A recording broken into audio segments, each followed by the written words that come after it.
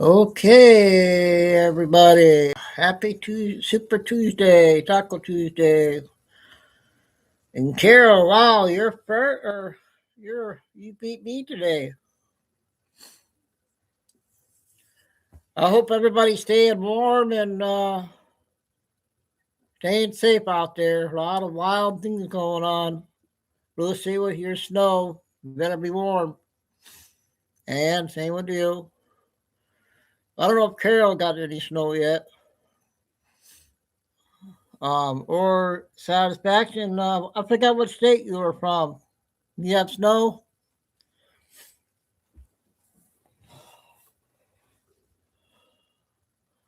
Daniel, you beat everybody today. You're on top. Today was? Yeah, we got snow, warm snow. I guess my brother in law said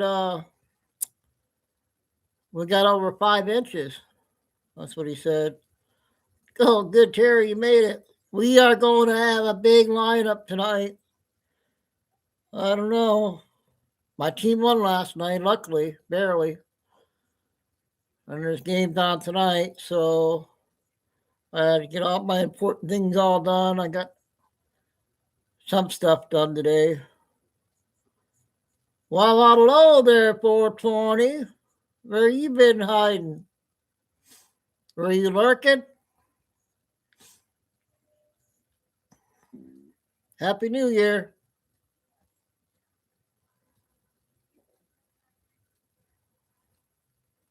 You got 8 inches? Clara, everybody getting out here on time. Got a lot of good stuff tonight. Squash, are you out there?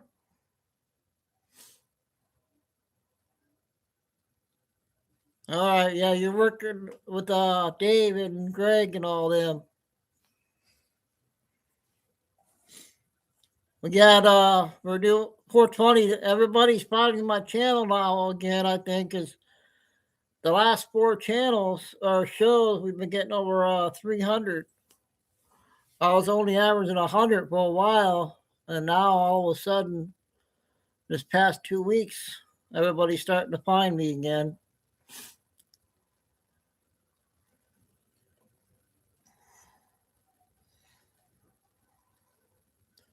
Kay should be coming in here. She's doing better.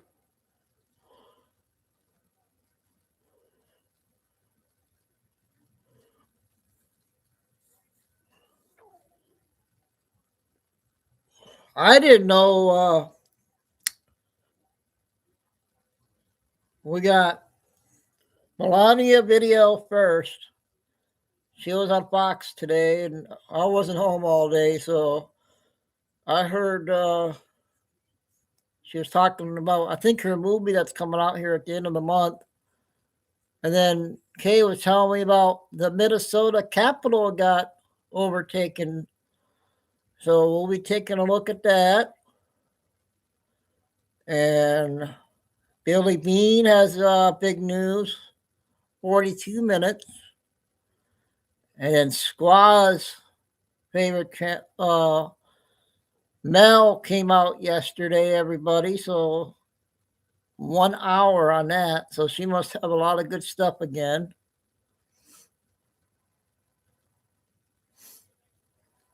Yeah. And then I got two 15-minute videos that are very important, I think, plus all the other stuff. So I'm going to stay out as long as I can push the buttons. If I can't push the buttons, that means I'm tired.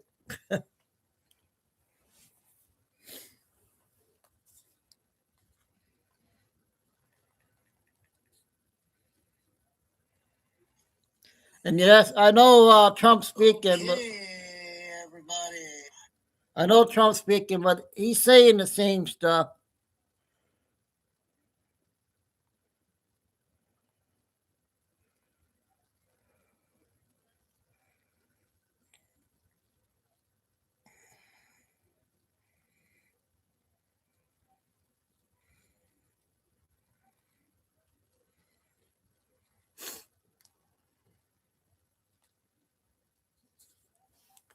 So see who else we waiting on.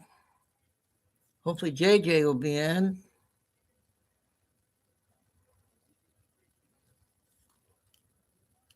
Samantha hasn't been in a while.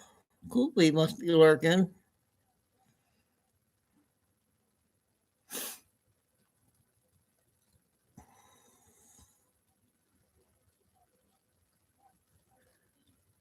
I got another 5-minute Julie Green I want to play too about the market.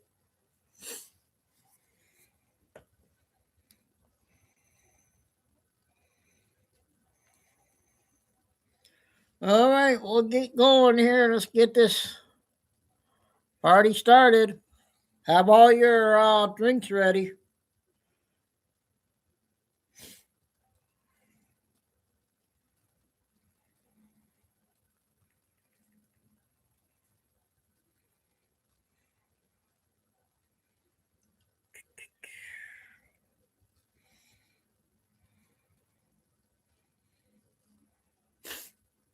Oh, good, Paul. You made it on time. It's going to be a big show tonight.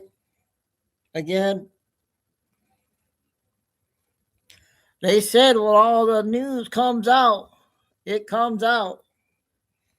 Like what Carol said yesterday, there's so much going on, so I'll try to cover as much as I can.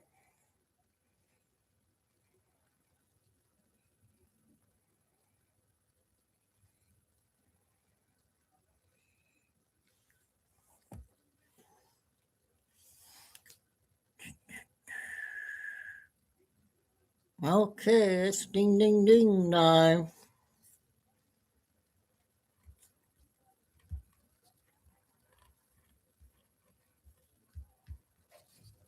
Oh, what am I getting?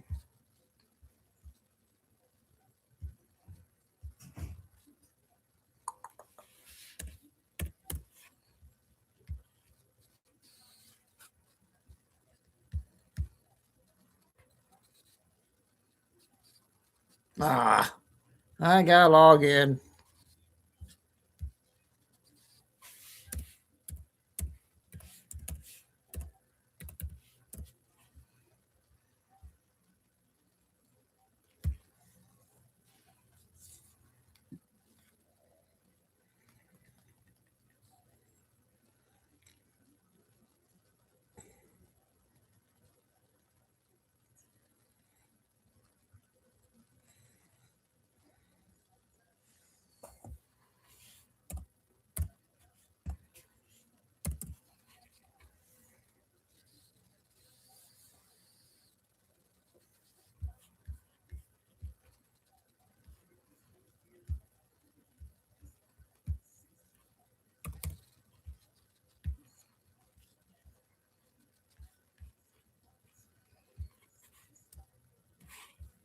This is the first one will be 15.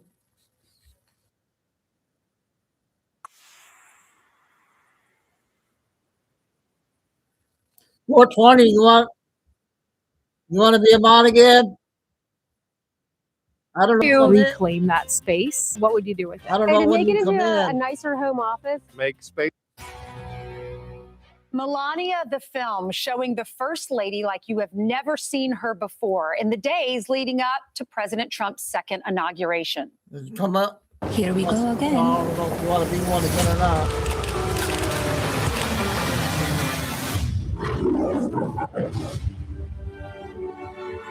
You can come in. Good morning. My proudest legacy will be that of peacemaker. Peacemaker and in the fire.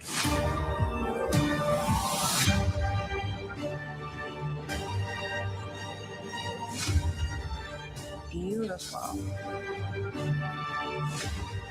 Together with like-minded leaders, we have a voice. First Lady Melania Trump joins us now for an exclusive interview. Good morning to you, Madam First Lady.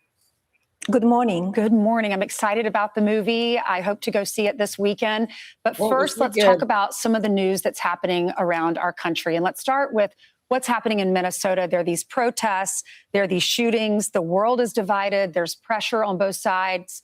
You have talked a lot about coming together and being respectful. And your husband yesterday had a way to maybe bring some calmness to that area, contacting the governor, contacting the mayor, hopefully working together.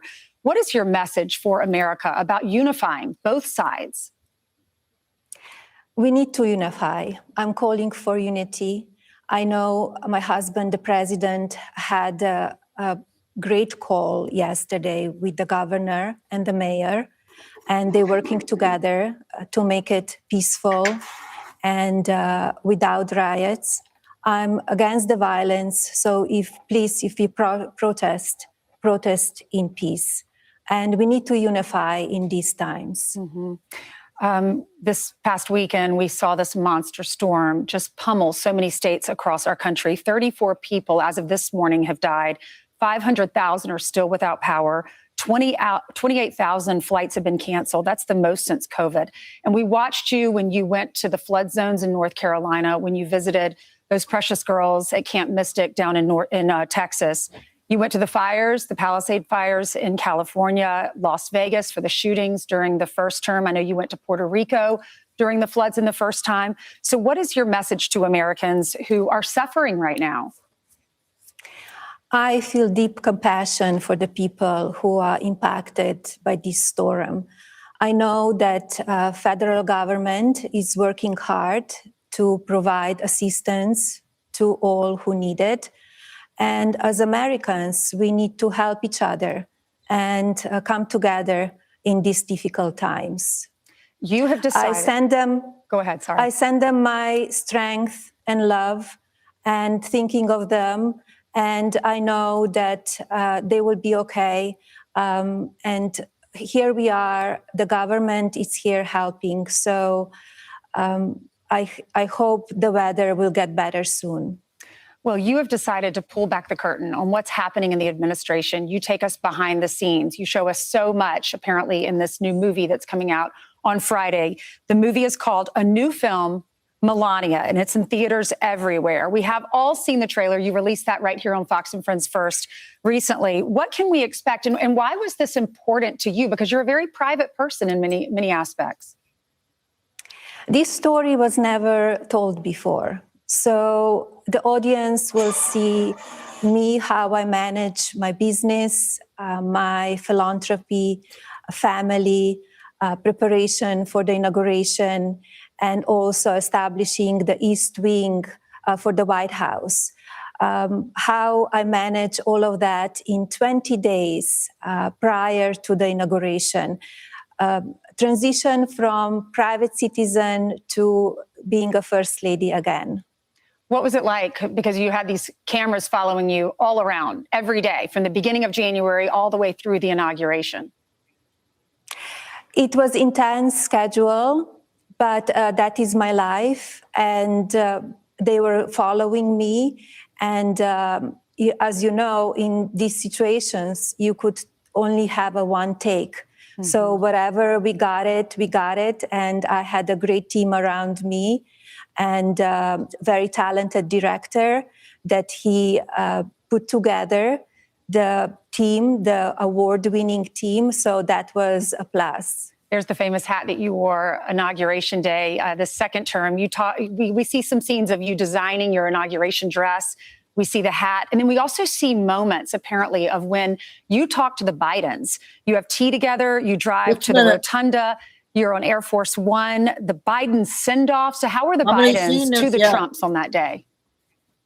They were very nice and very beautiful relationship that day. So it was a very special day that we spent it together driving to the Capitol. And it was very cordial relationship. There's another scene where the president is preparing a speech. I'm not sure which speech that was. Maybe you can tell us. You jump in and you add different language. You say, maybe you should say it this way. How involved are you in the president's day-to-day? I give him my advice and I tell him what I think. Sometimes he listens, sometimes he doesn't. But I am here to support him. I think it's very important to have an open communication.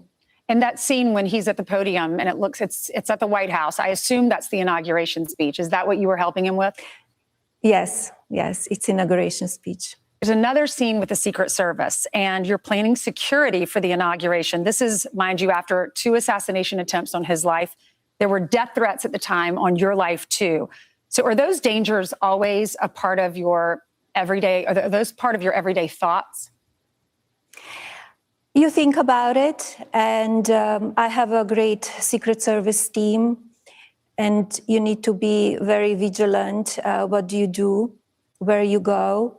We are living in the dangerous times, and preparation for inauguration was part of it. You show some scenes of a typical marriage, a typical dynamic. There's one that made me laugh at the very end of the trailer where you're calling the president. You say, "Hi, Mr. President, congratulations." And he says, "Did you watch?" And you said, "I did not. I will see it on the news." So typical dynamic. Why was it important for you to include that scene? Because you didn't have to do that, but I'm glad you did. I was very involved in the leading the production and choosing the trailer. I want to show the people that they will see the communications and private communications between me and my husband. So that was part of it. And I know that you had a private screening for the movie on Saturday. Just very, very close friends, family members. A source that was there told me that the college students, the teenagers were mystified. They were glued to the screen. They loved it. And what I was curious to know, what did the president say to you after the screening, after he saw it for the first time? Was that the first time you saw it Saturday night? It was the first time that he saw a whole film, and he loved it. He said, a must watch. And then what about Barron? Because I know Barron's in the film a lot. What did he say? What was his reaction? He is in the film, and he liked it too. And what about the other children? The other children didn't see it yet. Okay. They will see it soon. And but it was wonderful to have so many world leaders with me on Saturday from all different fields. And we were celebrating it, and the reception of the movie, of the film, was very warm. And what is your favorite part of the movie when we all go to watch it this weekend? It's very hard to choose because the audience will experience many different emotions. Humor, sadness, grief, many things. And I think everybody will connect on the certain scenes. Also, the letter to Putin, that led to 2 unifications, returning children from Russian captivity back home to their moms and their dads in Ukraine. You have the Take It Down Act legislation, fostering the future executive order. You have the AI Zoom and Roundtable. You recently met with Tim Cook and with Lisa Su with AMD, the second largest chip manufacturer. So you're extremely busy. When you wrote that letter to Putin, we were all just amazed that you were getting involved and that you were standing up for those children, because that's been a concern of everyone around the world. Did you run that by the president, or does he have to run everything by you first? Looking for tax help? Now there are TurboTax experts right in your neighborhood. They get to know your unique situation. I told him that I'm writing the letter, and if he would please give it to President Putin. We had a success. He wrote back right away. And I'm still working to unify more children. We are in the process. I hope we will have success soon. And I'm very mission-oriented. I want to impact Americans' lives. And of course, I'm honored to carry on the duties of First Lady, traditional duties, as planning state dinners, organizing Easter egg roll and Christmas, and all of the events that go in the White House. So I have a very wonderful team in the East Wing office, and they work tirelessly every day. And what is it for the second term. Compare that to the first term, because this is the beginning of moving back into the house you lived in 4 years prior. As I said, I'm very action-oriented, and we had a great success the first year. So many, as you just mentioned, Take a Down Act legislation. It was bipartisan, was a big success. It was written into a law. I'm working on another legislation right now. I have Fostering the Future, and so many other points that you mentioned, 25 million to HUD for fostering the future children. So many different things that people can go on my website and read it. Madam First Lady, thank you so much for joining us. Thank you so much. You're welcome. The new film, Melania. It's in theaters. So that was a very perfect interview there from the First Lady. We'll see how many people goes to see her movie. The next one is under 5 minutes.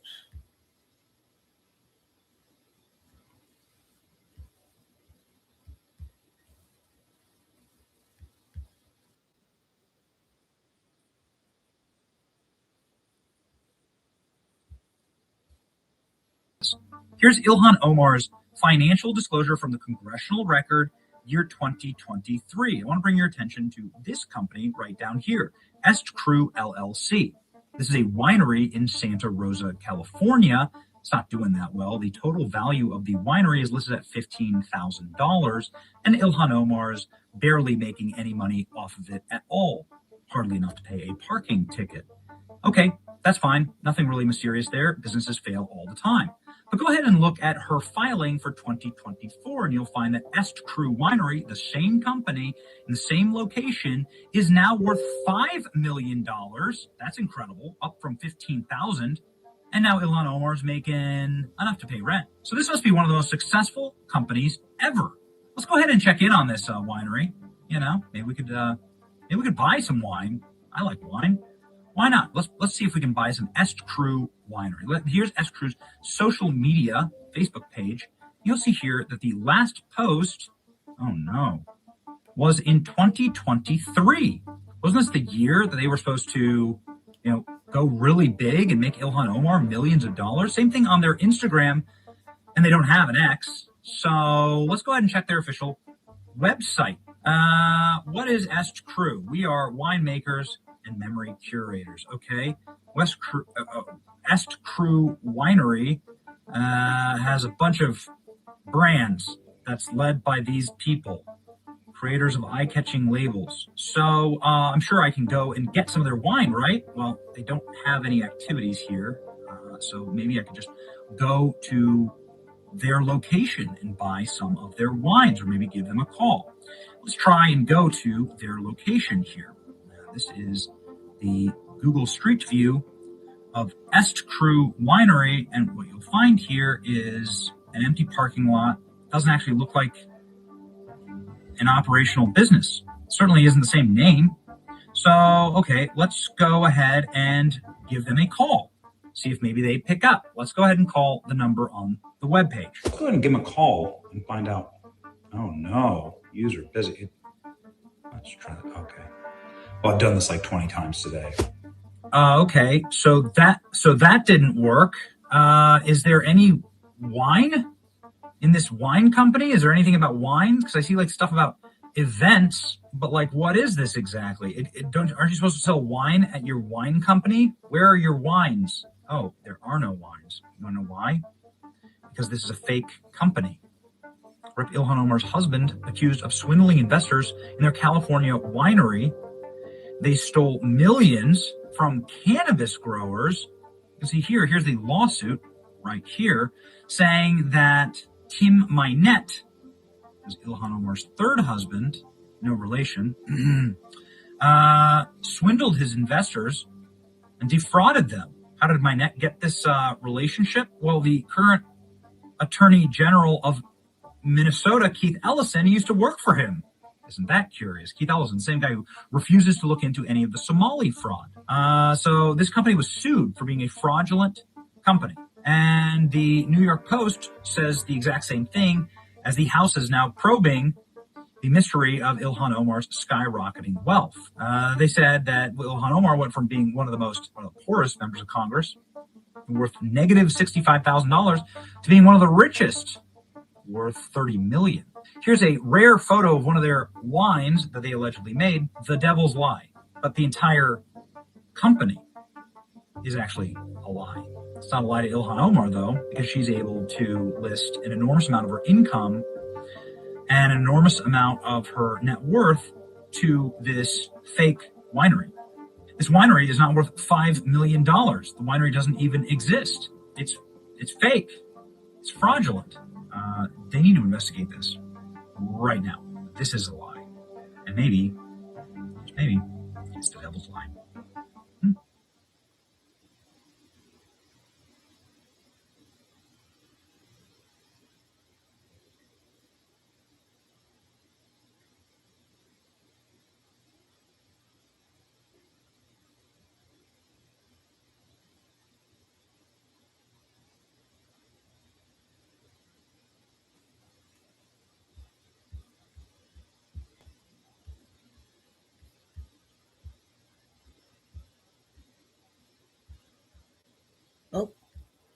Okay, I guess that was over, you guys. Omar News.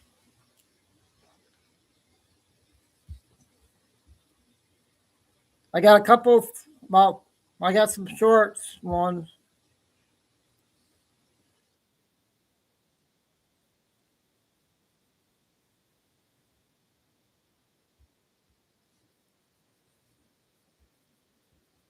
About 4 minutes. Why do you think that's the case? Yeah. I mean, they're bored. They're unattractive.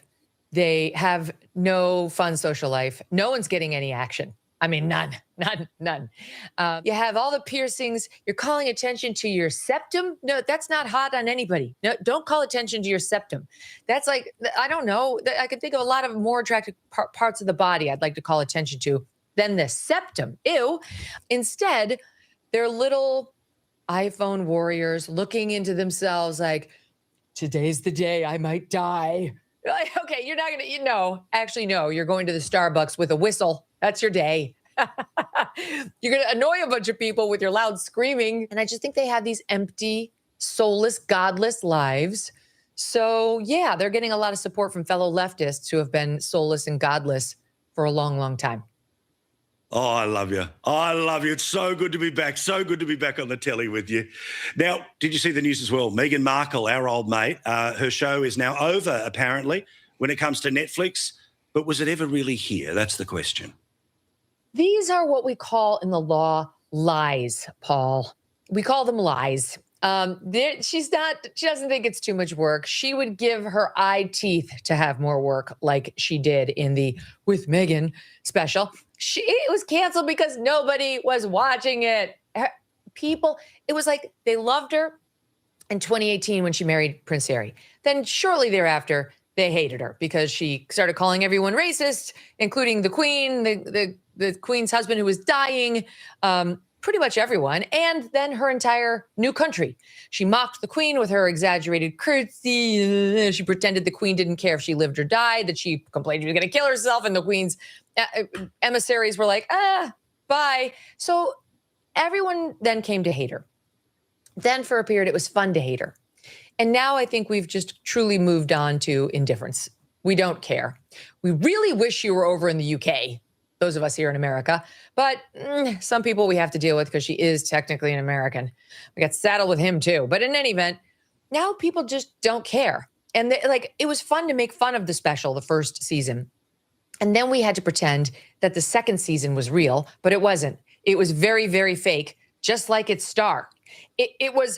She shot 12 episodes and snipped the tape in between 6 and 7. And literally, as soon as the last episode of her first season was released, she was like, I've been renewed. Okay, They never brought the director, the craft services tray, the trucks, the setup back to Meghan Markle's fake house to shoot a second season. It was all done in one sitting. This is all lies to try to make her look more successful than she is, which is really the tagline of her entire professional life. So, of course, there's no third season. They couldn't even get people to watch the fake second season. It was down at the bottom of the Netflix ratings. And right now, whatever those two touch turns to. The AI Toolkit is live on Artlist. Every leading AI tool you need for video creation is now Okay, that's how it ended, you guys. That was a weird ending there. Megan there. Okay, I got short one again, under 4. Oh, wait, we got 5-minute one. Wait.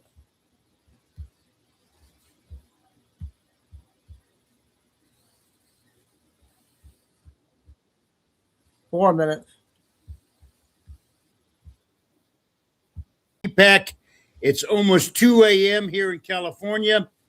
It is more breaking news. This is unbelievable. The president of the United States just came over the news 5 minutes ago. The president of Venezuela has been captured by the United States military and has been flown out of the country. Maduro and his wife have been captured by the U.S. military, the United States military, and they're flying him out of the country right now. And Maduro is a dictator. One of the reasons this has been able to take place is because the country of Venezuela is under the control of a socialist dictator. More importantly, the Alien Enemies Act gives the president, and this is the thing I want folks to understand, the Democrats are going to lose their minds. They're going to say, President Trump is this and he's that. This is a bunch of bullshit. The president of the United States, long time ago, in late 1700s, made a law, an act, the Alien Enemies Act. A foreign nation or a foreign entity that threatens the United States and its citizens can basically give the power to the president of the United States. It gives the Alien Enemies Act gives the power to our president of our country the ability to attack this foreign entity and take control of the situation. Venezuela and many of the people here in America are saying, well, like the Democrats, President Trump is doing this and he's doing that, and he can't do this and he can't do that. Ladies and gentlemen, a lot of the intel that, well, here's the basic thing I want to tell you, is kept from you on purpose. They don't allow the United States intelligence community, along with the Department of Defense and the military industrial apparatus, okay, or the industrial military apparatus, whatever you want to call it, keeps this stuff close to the chest, okay? They don't let this information out. The Alien Enemies Act gives the President of the United States the ability to take control of our hemisphere. This is a longer, deeper subject, but this is breaking news, like I said, just 5 minutes ago. Now we have basically taken Venezuela, and we have taken, for the most part, captured the president, Mr. Maduro, and his wife, and they're flying him out of the country as we speak. Watch as this develops. Hey, everybody, HG and HD. Okay, our Tic Tac guy.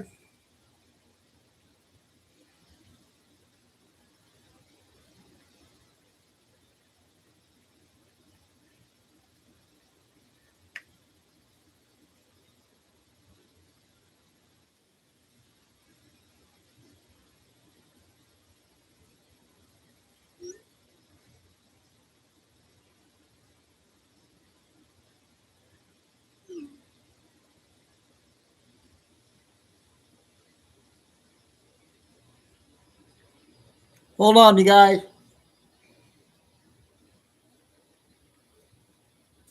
I gotta call my sister up, so I'm gonna play a video. I'm gonna play Billy Bean.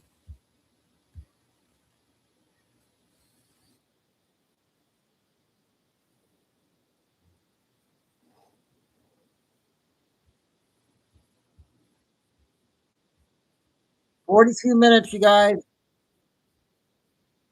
26, I'm in Texas, about 10 a.m. And thanks for like, subscribe, and share.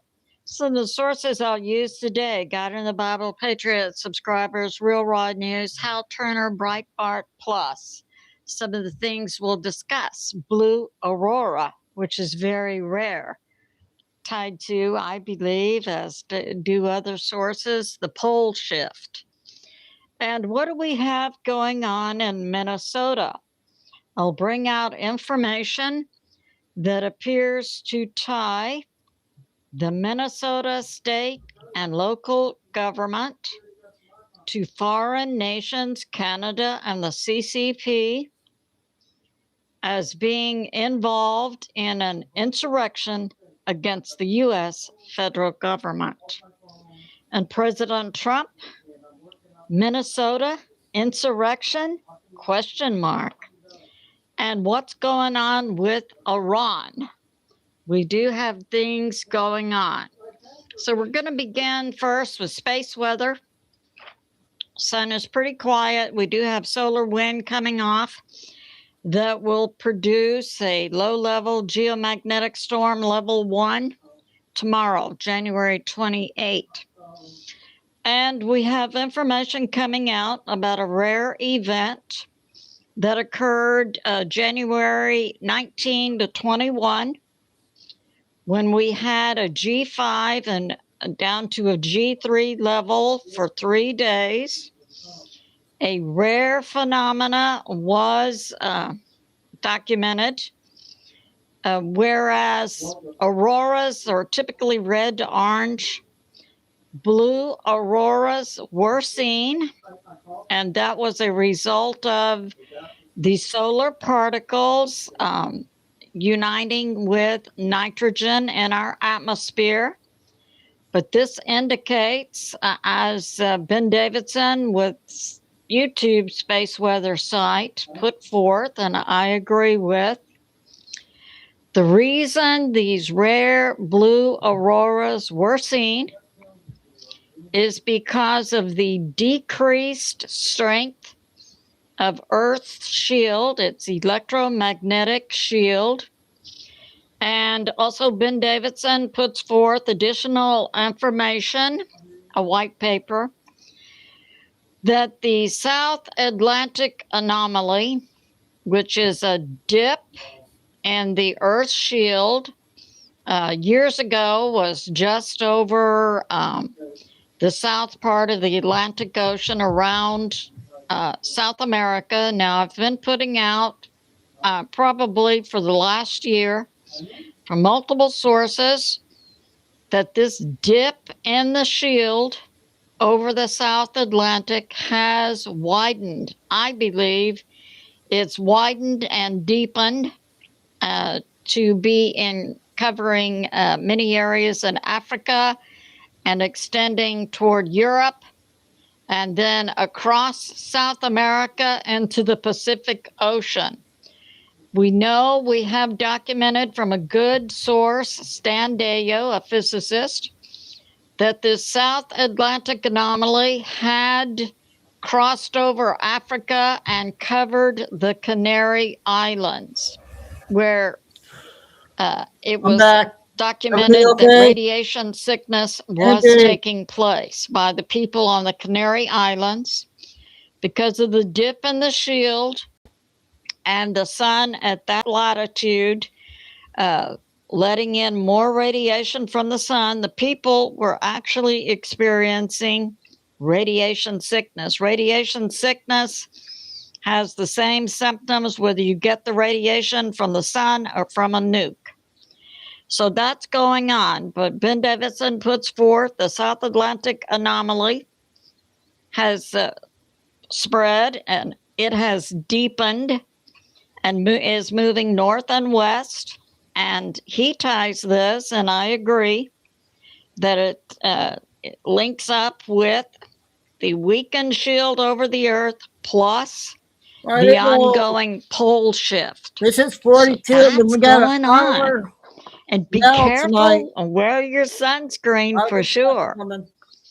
And we have this from Dabu 77 talking about the cold.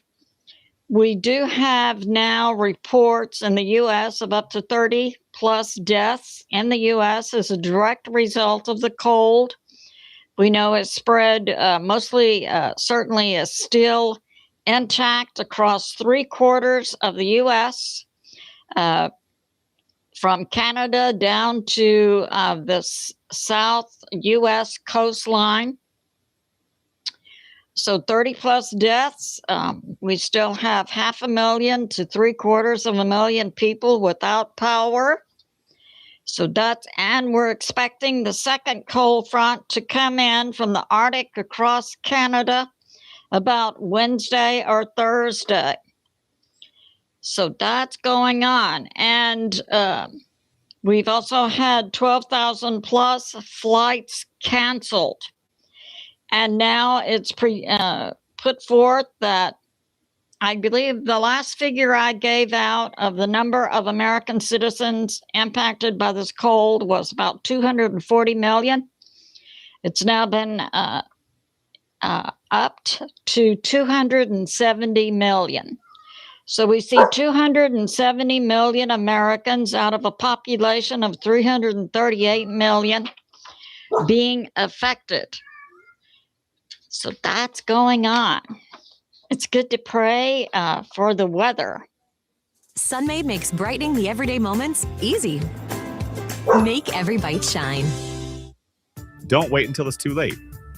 Schedule your free roof inspection with Mills Siding and Roofing. Only good weather for your people, Father, in the name of Jesus, Yeshua. And we have this. Oh, yes. There was a tragic plane crash out of Bangor, Maine. That happened, today is Tuesday. I believe that happened on Sunday. So, tragic plane crash out of Bangor, Maine. And this was a privately owned small jet owned by a law firm in Houston, Itkin and Arnold. And we have conflicting reports whether there were 6 or 7 or 8 people on the plane and how many. We do have confirmed reports, I believe, solid. 6 or 7 died in the plane crash, and it's believed possibly there was one survivor who was critically wounded, I believe the assistant pilot. And so this happened Sunday. It happened in a takeoff in a small plane.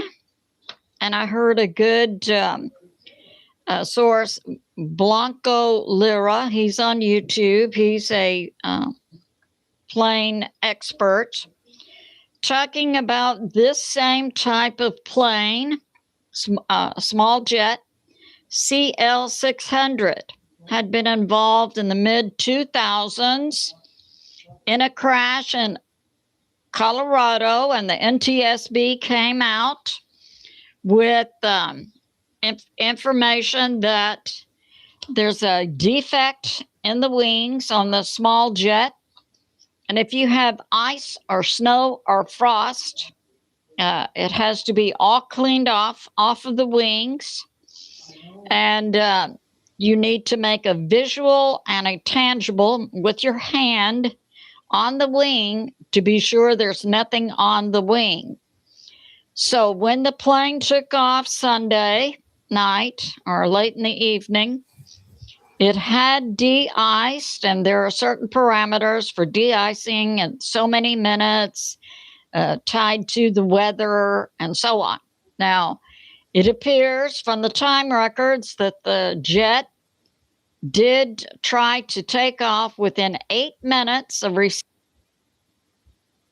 So we got 33 minutes. Do you guys want me to do the 22-minute interview with Trump and Shane Hannity, or get the long one out of the way with Mel?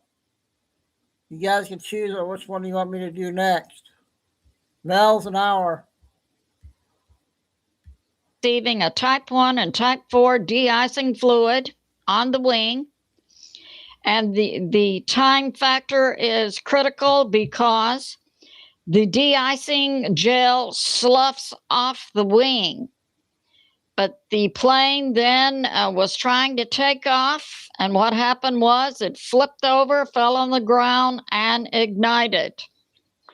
It appears that this defect on the small jet with regard to any amount of snow, and it was likely snowing, ice or frost on the wings, it's possible to cause the jet to crash. So that did happen tragically over the weekend. Many people, one of the wives of the partners of the law firm, I believe it might have been the Arnold wife, has been touted by local news stations in Houston as an attorney who donated her time to help pro bono many people in the Houston community. So that's a tragic loss for Houston and for the family and friends of the individuals in the plane crash.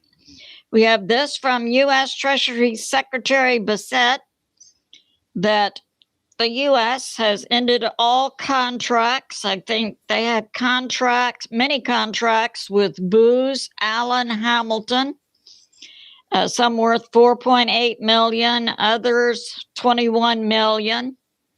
When it was announced the U.S. government was canceling their contracts with Booz Allen Hamilton, their stock went down 11%. The reason being put forth that the U.S. Treasury is now canceling contracts with Booz Allen Hamilton now is that 5 years ago. Excuse me, my ball didn't hit this amazing deck, did it? Nope, didn't hear anything. You know, since I'm here, you mind if I take a closer look? Sure, but I don't think your ball is An excellent grain. pretty sure he just wants to see the deck. Yep, this happens all the time. The neighbors will notice. Decorators stand out. So tasty, it could make Poseidon switch to a spoon. Wholly divine taste from the Greek gods. An employee with this company leaked the tax returns of President Trump and Elon Musk. Now, Booz Allen Hamilton 31 minutes still on was the same company that employed the CIA whistleblower. I can't recall his name right now. He subsequently went to Russia, Snowden. So I submit this. Apparently, Booz Allen Hamilton has contracts with the U.S. government that enables this company to access confidential computer portals for the U.S. government. I submit this. Something happened now. Some breach by Booz Allen Hamilton of confidential information of the U.S. government, I believe, and that's the reason why all contracts are being canceled. So that's going on. And we have this. We have from Promethean Update, what we're seeing in Minnesota and other places in the U.S., but primarily Minnesota now, reflects a deep state method of color revolution popularized in the UK in the 1800s by a Lord Palmerston. And he put forth and Promethean Update says the same format for color revolutions, uprisings, was used most recently in Ukraine and Syria in the last 10 or so years. There's just a lot of so that's good news going out, on. a lot of good stuff. And Share. many of these color revolutions and disturbances inside the U.S. and as well as foreign had previously been funded by the U.S. government via USAID, which we know President Trump has gotten rid of. So less money for the commies. So that's going on. And we have this.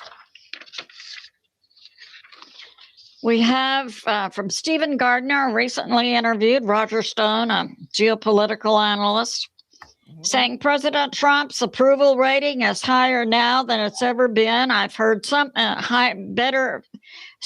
Roger Stone says President Trump's approval rating is better than Reagan's at any time.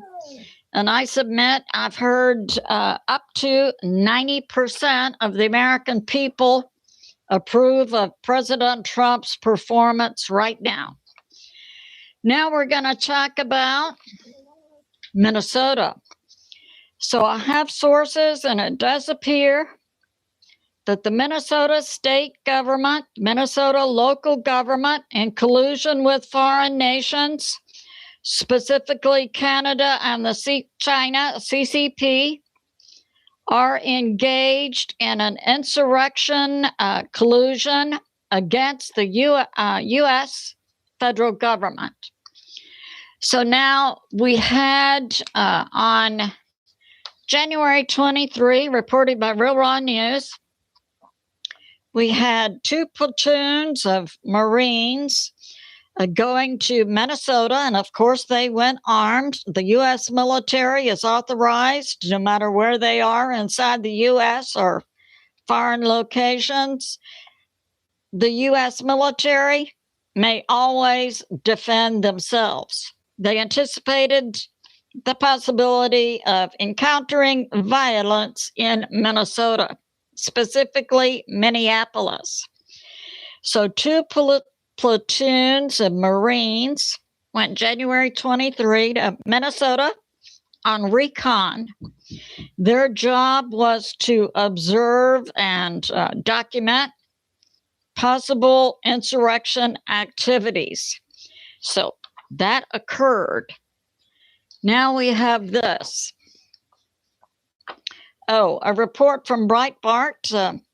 France is having protests also. We're seeing them in U.S. and France and Iran. So the French people are protesting against the French government because the French people don't want any more foreigners to come into their nation. The French people are anti-immigration. So the French government is simply arresting the protesters. And we have this. That's the sound of an American oil company hard at work. Want to be a part of it? Listen up. Hello, my name is... President Trump has successfully reshaped and retooled the CIA and given them a new mission direction, and that is U.S. national security, which should have been the CIA's primary mission all along. He's using his, what's described by Breitbart as his quiet hammer, CIA Director John Ratcliffe. So that's going on. And we have this, gold. So we're seeing space changes, weather changes. This correlates with economic changes, war cycle, and so on. We're seeing gold going up, $5,000 plus per ounce, silver up again to now $114 per ounce. We have this from Burning Platform that is tying what we're seeing in Minnesota So we have Minnesota, and we have multiple sources tying money going to the riots from Canada. I have a source for this. And also the CCP. Breitbart brings this up. No, burning platform. And I had put similar information out recently. The CCP is putting money into demonstrations against the U.S. government via an American-born Chinese man, Neville Singham, who is now operating out of Shanghai and is using inside the U.S. several organizations, People's Forum and Code Pink and United Community Fund. But this is, and they're now operating via the CCP money source to fund in Minnesota anti-ICE riots. And now we have this coming out from U.S. Intel as documented by Hal Turner. So I put forth, I add this, a form of cyber warfare called, in Hal Turner's report, digital warfare against infiltrating and documenting the Signal chat platform being used by the organizers of the anti-ICE riots in Minnesota. And I put forth this information likely came from U.S. Military Cyber Command and or CIA cyber operations. As we see, President Trump has remissioned CIA to engage. Their mission is protecting U.S. national security. At any rate, cyber information is coming out.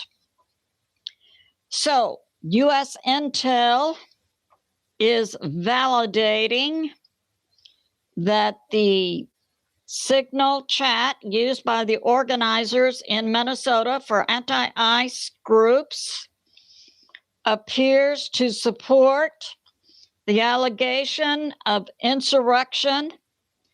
And as I go on, I will tie this to Minnesota state government and the nation of Canada and the CCP and China. And we have this. So we have that this infiltration of Signal chat began January 24, and on Sunday, it began Sunday, January 25. We know we had that tragic shooting on Saturday, January 24. So this digital warfare began on Sunday after the shooting of Alex Pretty. And they were infiltrating via X to expose anti-ICE digital networks, primarily operating and using Signal chat. If you're a Christian thinking about starting a franchise business, don't. I'm Douglas James, and just imagine waking up. Okay, we got and the 20 minutes. Operative name for the primary infiltrator of the digital networks is CAM, C-A-M, Higby, H-I-G-B-Y. And this information began to come out January 25. It's now being submitted, along with this information coming out, that it's possible that the infiltration program had been going on for days. And it was to infiltrate the signal chat used by the anti-ICE organization. And we have this.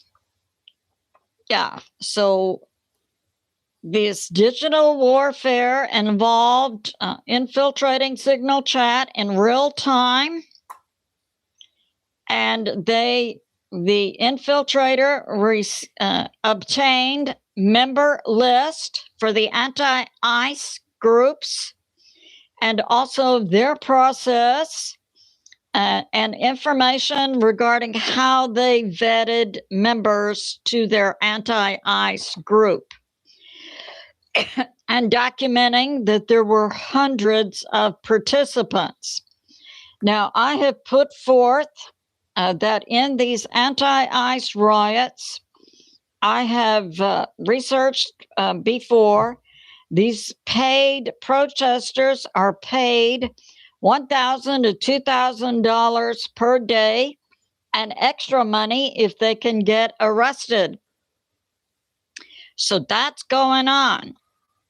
So then the infiltrator to the signal chats caused when apparently because confidential information was coming out about this group, this specific group, the group members began to panic and wonder if they should get out of the state or even get out of the U.S.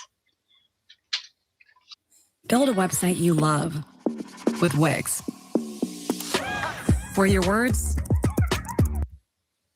And we have this. Do I need to leave the state or get out of the U.S.? And the infiltrators were able to obtain information about the money donors. And this was via a website, Chuffed Organization, CHUFFED.org, tying the money donors to the Minneapolis anti-ICE riots as coming from Canada via Johnny, Jonny, Soppotuck, Soppotiuk, which is a Canadian community organization. And the infiltrators, I believe, was U.S. military and our CIA, used a software tool, OSINT Magic, to then hone in on the physical locations and identities of the riot protesters who were a part of the organized bases who were being paid. And we have this. And then there's a tie in the information that the infiltrators, U.S. military and our CIA, obtained, tying the anti-ICE riots to Minnesota government, Minnesota AG, Keith Ellison's associate, David Gottfried. And I saw Keith Ellison and David Gottfried just yesterday on TV.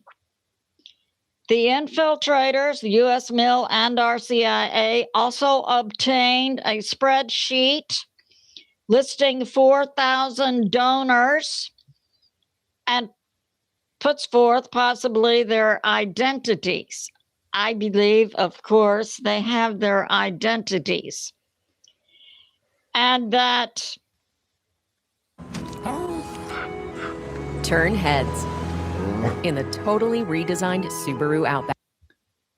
A church has been identified in Minnesota as providing meals for the paid rioters and also possibly functioning as being a money laundering site. And this is New Creation Lutheran, located in Shakopee, Minnesota. And we have this. There's also been a connection to another Minnesota government person, and that is the Hennepin County Commissioner, Angela Conley, who's also tied to coordinating shelter for foreigners who are tied to the anti-ICE group. And it's being put forth that the infiltrator used psychological tactics by digital warfare that includes infiltrate and break trust. And we have this. So these efforts by either the U.S. military and our CIA of infiltrating their signal chat networks has resulted in anti-ICE dropping signal chat and regrouping. We had the infiltrators, U.S. Mil and our CIA, also documented another tie to the Minnesota state government, to Lieutenant Governor Peggy Flanagan. It's believed was referenced in the signal chats as Flan, F-L-A-N. When this came out, it's been made public. Lieutenant Governor Peggy Flan deleted her Facebook, and it's possible that she is also being directly tied to what appears to be a foreign-funded and organized insurrection against the U.S. federal government involving Minnesota government. We also see President Trump, as a result of the tragic shooting of Alex Pretty by ICE Saturday, removing the leader of ICE in Minneapolis, Greg Bovino, and replacing him with border czar Tom Homan. And this is also coming out. Tom Homan's operation of ICE in Minneapolis, his operation will also coordinate with the U.S. government investigating $20 billion plus in welfare fraud that occurred in Minnesota. Plus, we have Congress issuing an investigation into the Somali Ilhan Omar, who represents the state of Minnesota in Congress and the House of Representatives, who's now worth $44 million. That's also being investigated. So we see two money investigations going on, Ilhan Omar, and also welfare fraud in Minnesota. How these will impact Tom Homan's direction of ICE is unknown. President Trump's office is simply putting forth that these are coordinated. Tom Homan's operation of ICE, the investigation into Ilhan Omar, and the investigation into the welfare fraud. I suspect that these investigations into the Ilhan Omar and the welfare fraud is to see if there are what links and what evidence can fall out that ties the state and local governments of Minnesota to these frauds. So that's going on. We have this from Okay, got Breitbart. about 9 minutes, you guys. A lot of short videos coming up. That President Trump, yes, is sending in Tom Homan, and that Tom Homan's work is also going to be tied to the fraud and investigation and Ilhan Omar's investigation. How did she get so rich so quick? She came from Somalia a few years ago with nothing. Now she's worth $44 million. So that's going on. And also, I'm documenting that Homan's activities will be coordinated with the fraud investigations and also to the investigation into Ilhan Omar. And we have this, okay, what's going on concurrent with the insurrection going on in the U.S.? We see also the U.S. military ramping up to do something in Iran. We know we have many U.S. military assets being pre-staged around Iran. So in the Middle East, comes out from Hal Turner's site, we have several Middle Eastern countries saying to the U.S., you can't use our soil or our airspace to hit Iran. That includes the UAE, Saudi Arabia, and Qatar. Well, I bet these same Middle Eastern countries who entered into military agreements with the U.S. for the U.S. to defend them. I mean, okay. And now we have this, that the U.S. is now wrapped up their pre-staging, moving military assets from both the U.S. and Europe to the Middle East.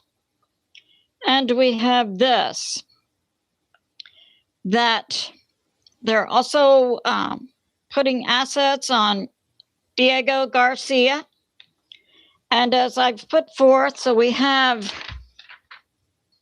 India, Iran, the small island, Diego Garcia.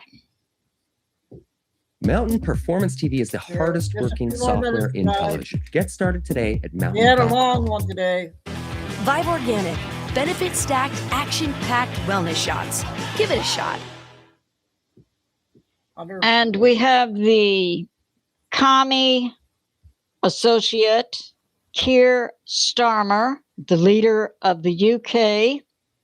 Oh, I believe he's in China right now in Beijing, no doubt to receive his payoff. Because what he did, so we have Africa, we have a small island, Mauritius, and the UK actually owned this island, Diego Garcia, where we have a primary Middle East strategic location for the U.S. military on Diego Garcia. But Keir Starmer gave. This is a U.S. plus a UK strategic security island to the island of Mauritius. And Mauritius, we know, is controlled by the CCP. So we see Keir Starmer being a traitor not only to the UK, but to the U.S. All right, so at any rate, the U.S. does currently have a lot of assets on Diego Garcia. and Al Ubaid base in Qatar. Recall, Qatar is one of the Middle East locations who said to the U.S., you cannot use our soil or airspace to hit Iran. But hey, if Qatar is hit, we expect you, U.S. military, to stand up to defend us. Okay, shut up, Qatar and UAE and Saudi Arabia. President Trump, you need to get us, it appears, out of those military agreements, because we see these Middle East nations don't want to stand with America. And we have this. Also, we have Iran. We have it's still rested. Oman. Oman is right next to Yemen and the Red Sea. So we see off of the coast, Oman, we have a USS carrier, the Abraham Lincoln. We have two other carriers in the Middle East, the USS Bush and the USS Roosevelt. So we have the USS Lincoln now off of the coast of Oman. We have, since January 15, on Diego Garcia, 50 plus cargo planes going there. And we have there 13 F-15s plus many refuelers. And we've had also many flights to Diego Garcia from Djibouti. And we've had cargo flights going into Qatar and Kuwait. So we see a continued buildup. We have now 36 F-15s in Jordan. So Jordan would be right about here, Israel here. And we have 6 U.S. destroyer warships in this area around Iran, plus 2 subs. Plus, we have a squadron of RAF Typhoons that's out of the UK.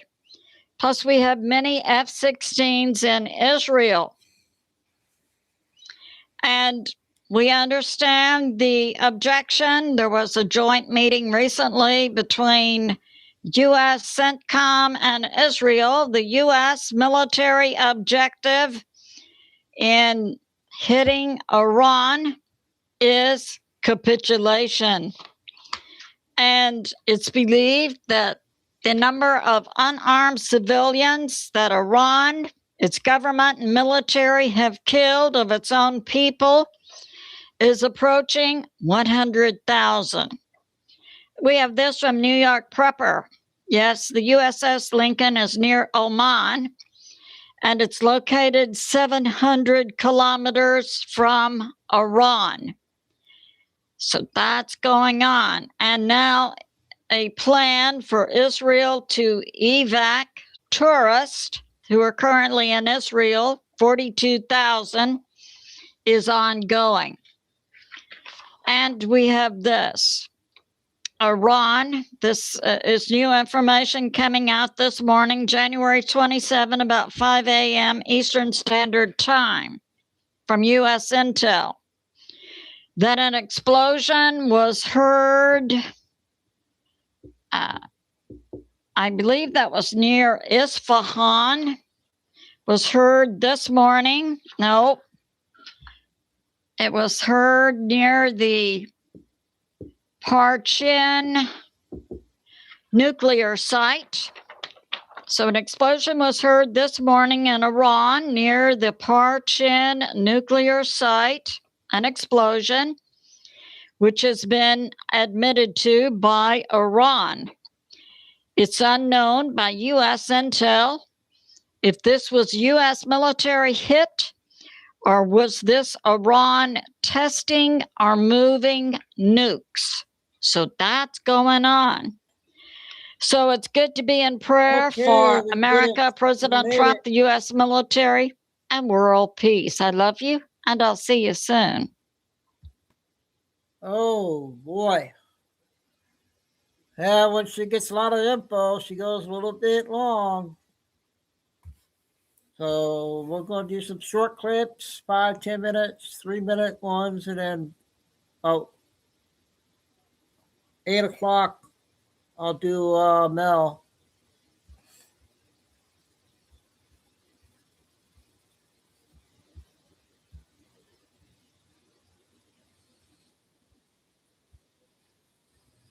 I'll probably go, I'll probably get Mel in, be 9. About it. Because facts matter, even when politicians don't like them. First, reality check. ICE. ICE agents are real federal law enforcement, not vibes, not opinions. Federal statute.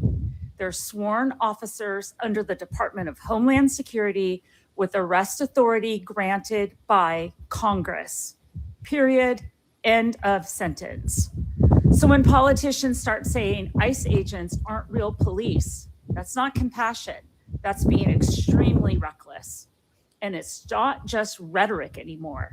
The Arizona Attorney General went so far as to suggest people could take up arms if they felt threatened by ICE officers.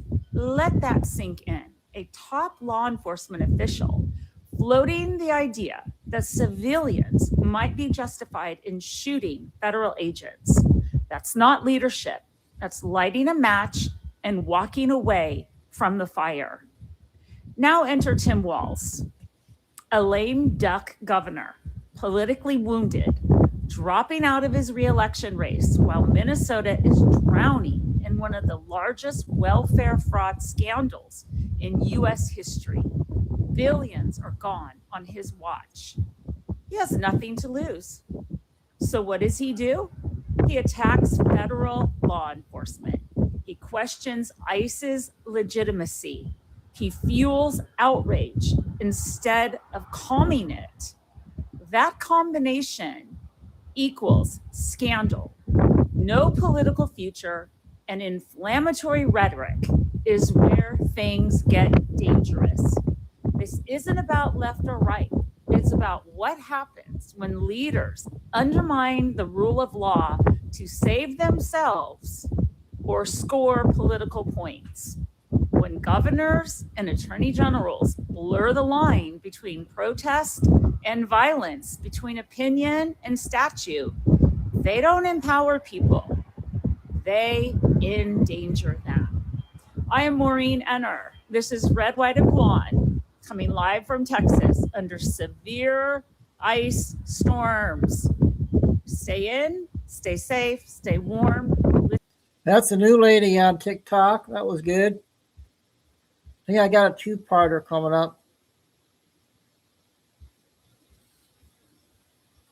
Oh, Julie Green, you guys.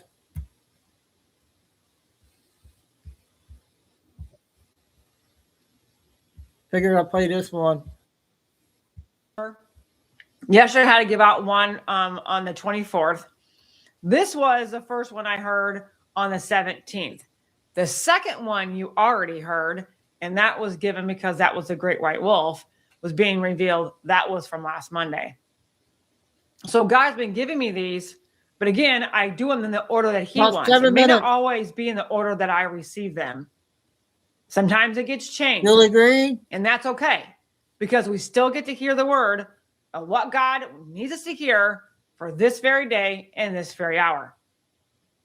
And every single one of these prophetic words, even though that there's a warning, and even though it may seem like something is bad, remind yourself that there's always good on the other side. All right. An unprecedented market crash is coming. Again, I heard this on January 17th of 2026. Oh, my United States, death of America is on the hearts and the minds of so many across this world, but so many who are in your own nation, in your own government, in your own court system, in your own intelligence community, in Hollywood, in the entertainment industry, and the banking system of this nation. My children, a Wall Street crash is coming in a way never seen before. Wall Street will completely collapse. Are you ready, not just financially, but are you prepared spiritually? Will you be afraid of what's coming and lean on your own understanding? Or will you come to me for wisdom in what to do in this time? All the major banks in this nation against me will collapse. The ones who have manipulated the stock market because of the Federal Reserve, they have enjoyed high interest rates to crush as many people as they can under this control. A massive leak is coming out of what the banks have been doing to collapse this nation financially. The housing bubble they created is about to rupture, not to benefit your enemies this time. It is to crush their chokehold they have on you. Major credit card companies like Bank of America, Chase, Discover, Capital One, Wells Fargo, and Citibank. Every one of them is hiding something they don't want the public to know about. They have been working with the Federal Reserve and the deep state, the globalists, for higher interest rates to keep you running on a hamster wheel of debt you could never pay back. And it's to keep them controlling you. Mortgages are going to be hit in an unprecedented way. 1 minute the banks own you, and the next it'll be wiped out like it never existed. Soon, my children, you will know what owning a home really is. I'm freeing my children from payments and from this demonic system. Mortgage is a death grip. Yes, death grip. Your enemies know that, and that's another way to enslave you. Oh, my United States, not only is the IRS being dismantled, state taxes, property taxes will be too. Anything the deep state and the globalists subjected you to will soon disappear. Don't give up on the Epstein files, my children. No matter what the truth about Epstein and everything the establishment is hiding will all be exposed. No matter what it looks like right now. Again, I say Wall Street will collapse. Martial law will be implemented and most of your government arrested for treason. Tribunals will be seen and death sentences will be handed down, one right after another. Guantanamo secrets will come out, how tribunals have been taking place without the world knowing. But those who have been executed but still seem very much alive will be exposed and explained. Why these executions had to be done behind closed doors. And it was to keep from a civil war breaking out in this nation. The Biden's full story is coming out. So is Obama's, the Clintons, and all of Wall Street. I figured I came across the Wall Street fat cats and the secret societies. When you see the markets fall like never before, that's me destroying your enemies. My children, if I did not intervene, their weapon of mass destruction would have been released and millions would have died. Your enemies are ready now to pick up the pace against this nation, and they are willing to anything to stop my David and this country from moving forward to America's golden age. The war against you will become worse because it's drawing near to its end. Silver and gold and precious metals will continue to rise. Your enemies can no longer hold them back. You still in here? They can no longer hold up their fake markets. It's all exaggerated for them to gain more to take out the United States at their will. Another attack is coming. Pray against it so your enemies cannot cause death to America as they want. My church, you are standing in the way of your enemy's new world order. Keep fighting. It's working. You are taking back more territory, and you are lessening your enemy's power and stopping their plans against you. Wake up, children of the Most High God. Keep commanding life. Keep calling down your enemies and watch them all fall in unprecedented ways, says the Lord of hosts. Now, God has been talking about a stock market crash for quite some time. He's been talking about Wall Street, and now he's saying it on a more frequent basis. And when he says things more frequently, then that's when we have the indication something's going to happen soon. And I want to look up right now silver has really been exploding since God said once you saw it over $100, which we saw it break $100, I think it was the end of last week, and now it's at $111.38 as of right this second. $111.38. Remember how silver was hanging out around 19 to 20 some dollars for years. And then I heard yesterday that gold was up over $5,000 an ounce. So you have all these different things that are happening with gold and silver, which God had prophesied. God's been prophesying to us for about 5 years now, if not almost 6, that God was going to bring back the gold standard in this nation. And that's what we're going to see. And that's the reason why you see the rise and how important gold and silver and their prices are today and what that means for the globalist system. The higher you see it go, the more you see the enemy system collapse. Gold and silver rise and precious metals rise, their economy collapses. That's exactly what we want to see. There is nothing to fear what's going on. And so when we see these things that are happening, we see God's been talking about Epstein files. I know people have been really frustrated because it doesn't look like anything's happening. And God is saying it's going to. You think about all the times he's warned us about Guantanamo Bay. And of course, he's had prophetic words regarding Greenland. And Greenland has been in the news a lot more lately because something is about to happen in Greenland as well. Things are happening. Okay. Remember, these are not in order. I'm glad I found that one.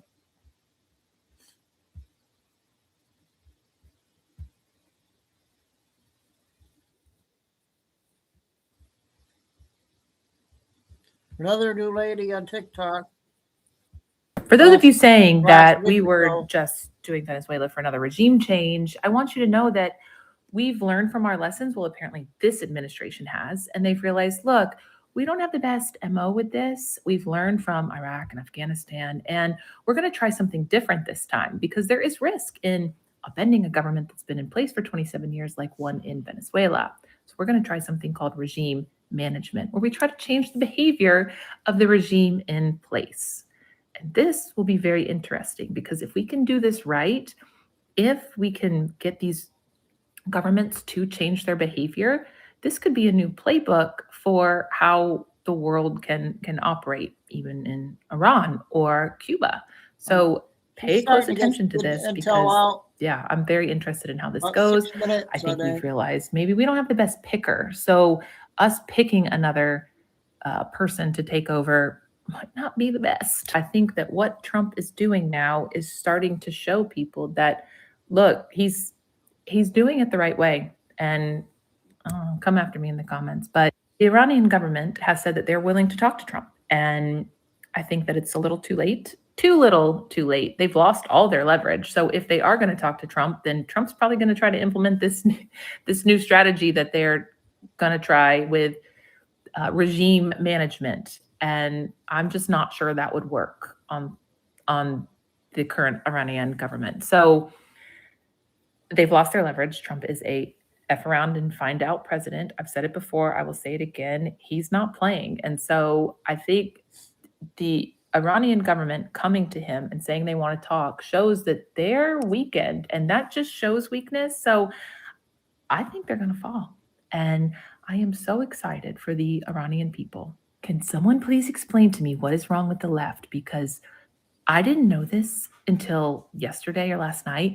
The left is protesting the protesters in Iran who are protesting for their freedom and livelihoods, while they're, the left, protesting ICE. Okay. In America, what is wrong with them? Is this for real? Someone please explain to me what's happening, because I can't keep up with them. Whatever social programs that we fund for them to be able to obviously not work and go out and protest and be angry all the time need to be redirected to mental health, because I cannot fathom what is going on in those dense ass heads. government shutdown is still a possibility come January 30th. The Senate has put forward a bunch of minibuses and bills to pass, which would fund a lot of agencies through the year. I'm just like, then pass the damn budget. Your job is to pass the budget every year, and you can't do it. You can't do it on time. I do not think another government shutdown is coming, but if it does, ooh-wee. Senator Kennedy from Kentucky, he's one of the ones I actually like. He is putting forward a bill that is going to go to the floor to be voted on that says Congress isn't getting paid if there's a shutdown, because if you didn't know, last shutdown, government workers were going in, government workers were furloughed, and they weren't getting paid. Capitol Police were going in and protecting Congress. They weren't getting paid. But Congress, who didn't ever work, they worked max 3 to 4 days a week, they got paid.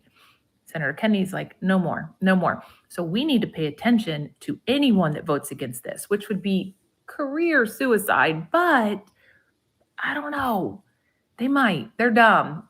But whoever votes against it, you're out. You're out.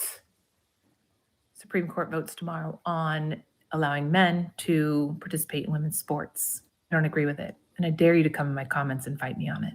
And if you do, you better be a D1 athlete that has done an individual sport, or any sport actually, because I just highly doubt anyone's actually done a sport who thinks this. That's your news update for today. Stay tuned. She's good.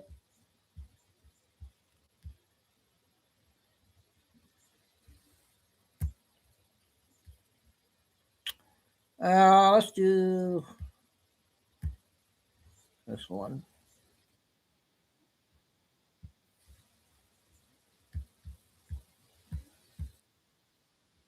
These people are violent and dangerous. Absolutely.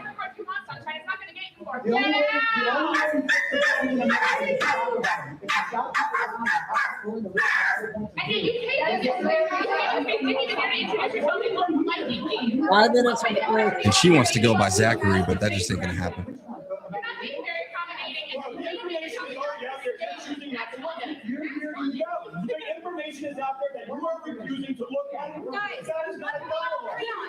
Oh, not the liberal white woman and her cuck husband.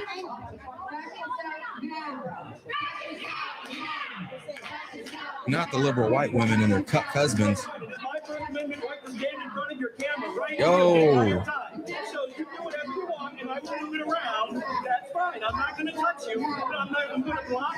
Man, you ain't about to do nothing.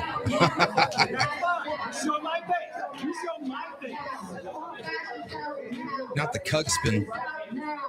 Cuck spin.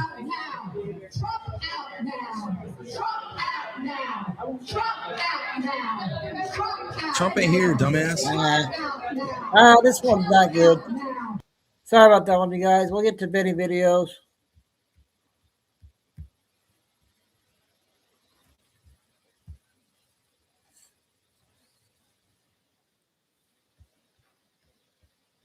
We'll do 2 betting and 2 dog. Then we'll get to Mel. The show goes on. They're gonna need a wrecking ball to take me out of here. What's up, guys? Spenny. I would argue that one of the worst elements of Trump's first term was that he would read a lot of the New York Times, Washington Post, Wall Street Journal, that President Trump would watch CNN and other corporate media channels so they could manipulate him and they'd influence him. And that would mean that good people would get fired when the press would decide to attack them. General Flynn's a good example of this. And Donald Trump lost some good people and some really strong allies because the media decided to do a savage attack on some of the best people around Trump. And one of the best elements of Trump's second term is that he doesn't do this anymore. He's realized this game and this con. And so in spite of some really ruthless, vicious lies that have been printed and smeared people like Pete Hegseth's a great example of this, and Trump is stuck with his Stephen Miller is a great example. I mean, how hard did they go after Elon Musk and Stephen Miller and Pete Hegseth? And they've tried so hard to break Trump away from his core of power, people that had his back. And they're trying it now with Border Patrol because they're terrified what's about to happen to the nation when we don't count criminal aliens, when we deport 20 million criminal aliens. And it's going to be a real problem for the Democrat Party. They're going to have a real numbers game. It's going to make it impossible for Democrats to win an election nationally. It's just a matter of fact. You can go look at what the census is going to do to the electoral map. Anyway, so they're going all in on trying to rip apart this industrial level deportation machine that is scaling up. Greg Bavino loses his job. Did they finally get their scalp? Hey, President Trump finally relent and fire Greg Bavino.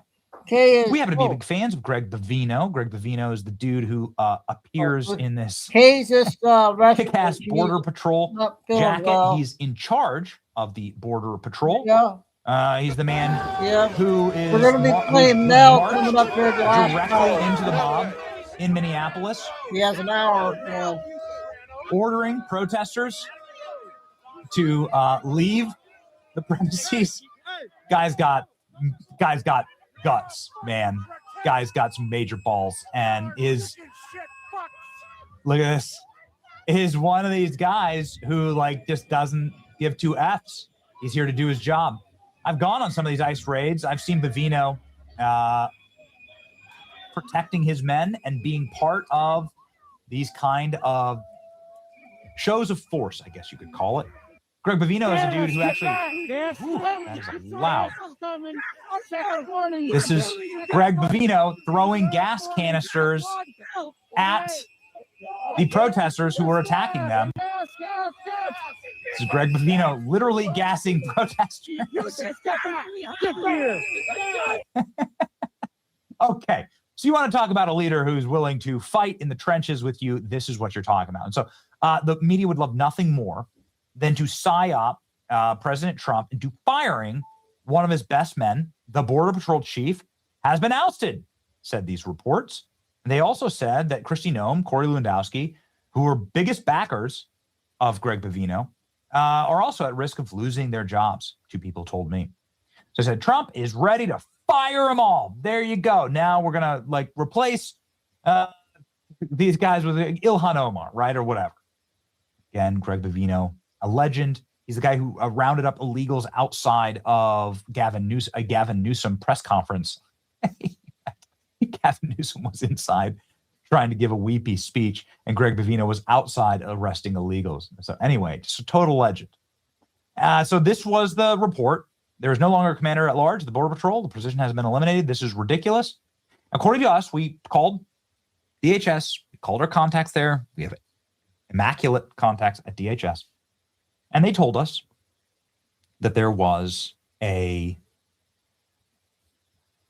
major personnel change and that Greg Bavino was effectively demoted, back to California to be in charge of deportations in California. Still a good position for him, but a major demotion. And they expected Greg Bavino to effectively resign because of this.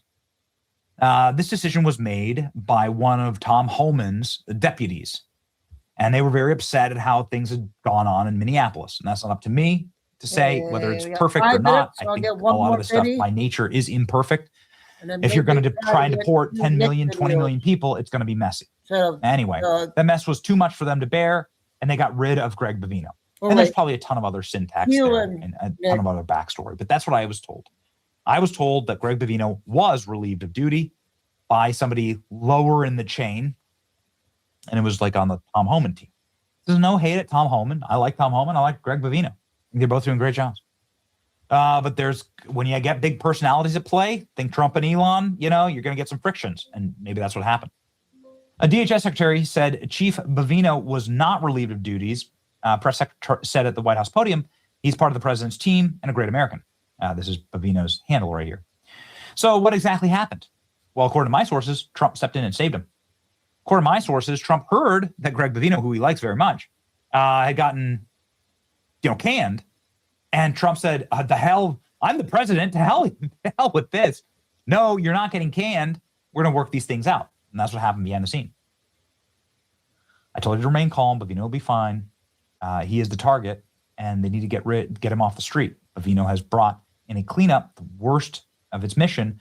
Missions change. Let Homan do his job. People are saying, I stand with Greg Bavino. Trump saved Bavino. I'm not sure he needed saving. I think Greg Bavino has done an incredible job and has, again, immaculate aura. I mean, come on. Bring it back to the trench coat. Bavino went into Minnesota's commie hellscape and performed well. 0 right-wing keyboard warriors whining now. Could have done any better. Bavino's a patriot. If not perfect, patriots rarely are. Real ones fight. Cowards nitpick. So Donald Trump said he's sending in Tom Homan. That's fine. Donald Trump made this what seems like a concession to Tim Walz. In return, Tim Walz, this is the art of the deal, Tim Walz began enforcing the law and using Minnesota State Police resources to put down all of the violent protests last night. That's good. You can't fight. You cannot win the greater battle if blood is running through the streets and your entire landscape is a battlefield chaos. You can't do it. You can't do it. Trump can't win a PR war. He can't win the deportation war. He can't win anything if everything is on fire. And so, like, bringing calm and order to Minneapolis is a good thing. Obviously, prosecuting all the left-wing terrorists is also a good thing. Now, Caroline Leavitt said at the White House yesterday, Mr. Bavino is a wonderful man. He's a great professional. He's very much going to continue to lead the Border Patrol. This must have taken the White House, by surprise that then he got fired right after this, because it does seem like something that makes Caroline Leavitt look like something was happening behind her back, right? The White House says Bavino will remain in national leadership role. Federal authorities reshuffle immigration enforcement. Bavino was promoted. Pay attention, not demoted. There we go. This is confirmed reporting from Nick Sotor. I have confirmed this myself. Following our report, President Trump has personally stepped in and saved Greg Bavino's role at the Border Patrol. My sources tell me Kristi Noem fully backs this decision. Thank you, 80 million Americans voted for mass deportations. We have your back wholeheartedly. Jacqueline Nungare, numbers, but your numbers, Jacqueline Nungare, well, actually, we never hear about her. This is a number, and it's called all of them. How many should be deported? This is a number, and it's called all of them. This is why we like him. You bet. All of them. We're not going to allow criminal, illegal aliens to walk the streets. You wonder why the left wants to take him out. President Trump also asked if he's going to fire Kristi Noem today. Trump got angry, actually, at this question. Kristi Noem going to step down? No. Trump just moving along. Is Kristi Noem going to step down? Trump says, no. What are you talking about? Now we have a border where no one is coming through. They come into our country only legally. So you have to remember those things. People forget as soon as you accomplish something, it goes into history and nobody ever wants to talk about it. We had a border that caused all of this problem. Biden and the Democrats caused this problem. They allowed tens of millions of people to come in. Many of them were murderers. Many were drug dealers, drug addicts, people from mental institutions. They allowed these people to violate our country, to come into our country. And that's what we're talking about. So if you remember, we had a horrible border, the worst border we've ever had, ever in history. People were flowing through by, we think, 25 million people, not to mention drugs and everything. Trump very proud of the job that Kristi Noem's done, saying Kristi Noem put a stop to all of this. And yeah, I mean, I really do hope he does go back to California. Here's Gavin Newsom. Gavin Newsom celebrating that Greg Bavino has been removed from his role. Turns out that was fake news, nonetheless. He will most likely go back to California and deport more illegals. Careful what you wish for, Gavin. And here's Greg Bavino posting already again from his account.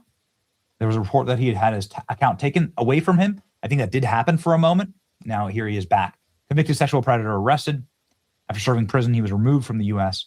Despite having broken our laws multiple times, he snuck back in, finding and arresting criminal aliens. This is what we are deployed to do around the country. Let's make sure that we repost that. Very good.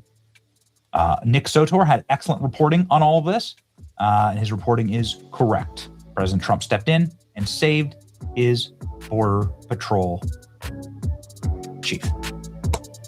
And that's what we like to see. All right, keep the team together. Okay, I'm going to do a couple short ones, and then I'm going to do meld it. It's going to be an hour, so starting to feel tired.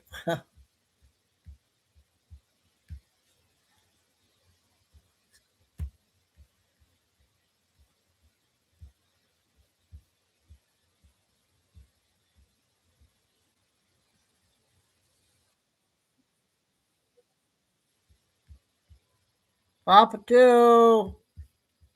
Case resting tonight.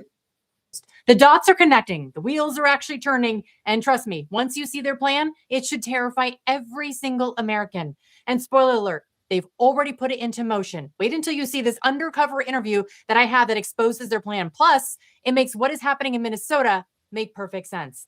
This is going to be a good show today. Meanwhile, the mugshots are out, arrests are rolling, and Don Lemon is basically daring Pam Bondi to come and get him. We've got the latest from Minneapolis, and yes, President Trump was right about everything. The media? Humiliated and forced to face reality. New stats are dropping showing Trump is making America safe again. If this is the America you voted for, smash that like button for me and share this video.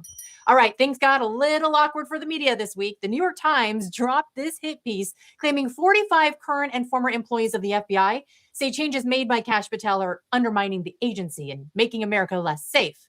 Well, fast forward a couple of hours later, and CBS confirms reality doesn't care about narratives. Murders are actually down more than 20% from the year before, and it's the lowest murder rate since 1900.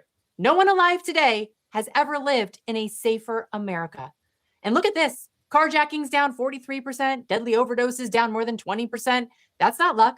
That's law enforcement. This is what happens when administration cracks down on drug boats and illegal criminals. Less crime, fewer overdoses, more Americans alive. That's what results look like. And here's the part they really don't want to say out loud. Black lives are being saved the most under President Trump. See, the murder rate is higher in Black communities. That's been a statistic forever, which means there are thousands more Black Americans alive today because of Donald Trump's policies and ICE doing their jobs. I'm pretty sure this makes Donald Trump the greatest Black Lives Matter president of all times. Not by slogans, not by hashtags, but by results. You would think fewer murders would be worth celebrating for everybody, right? But Democrats are too busy defending violent illegal criminals to notice Americans are still alive. The Democrats' plan for a path to permanent power. Okay, I got one of hers tonight.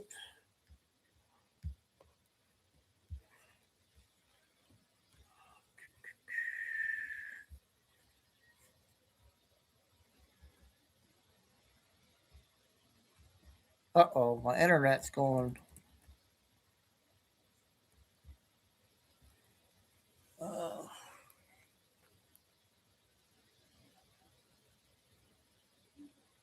Hang on a second.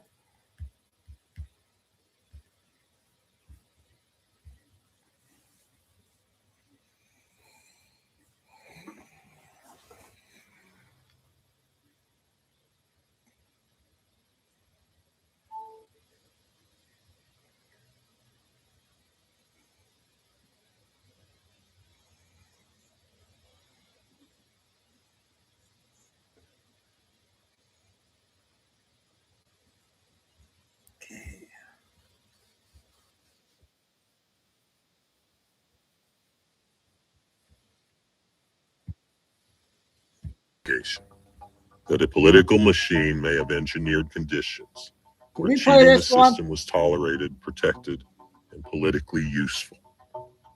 And when reporters and whistleblowers started pulling the thread, the response wasn't transparency, it was delay, deflection, minimization, breakdowns in order, organized resistance, and escalating street unrest. The allegation is that Minneapolis did not become the center of one of the largest fraud ecosystems in modern American history by accident. The allegation is that it required a system, a structure, and people in and out of government willing to run it. And when you examine who built and protected that system, a pattern emerges. Not local stewardship, but imported control.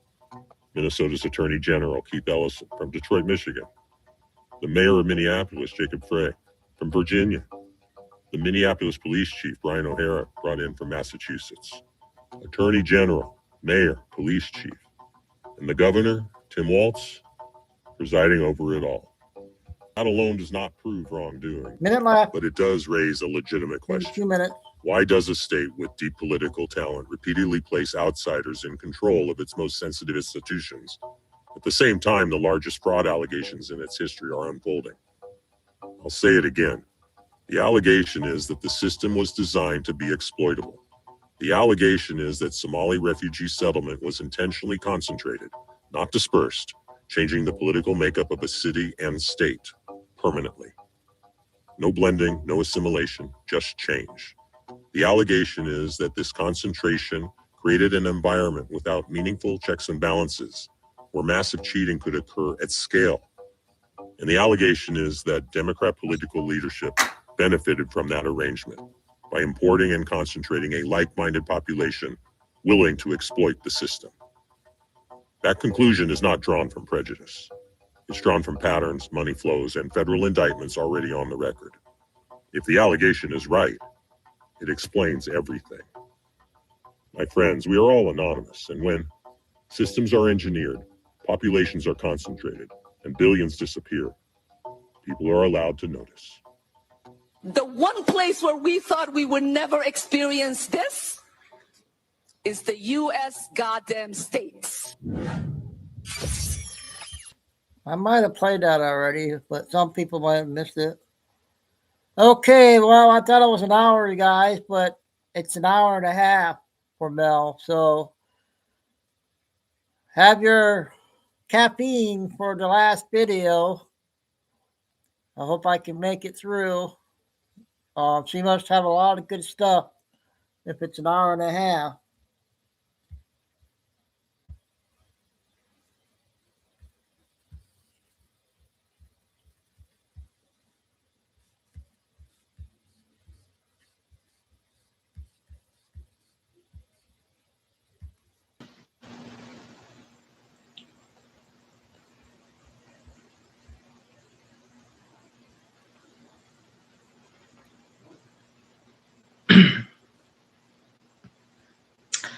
Welcome, welcome, welcome, ladies and gentlemen.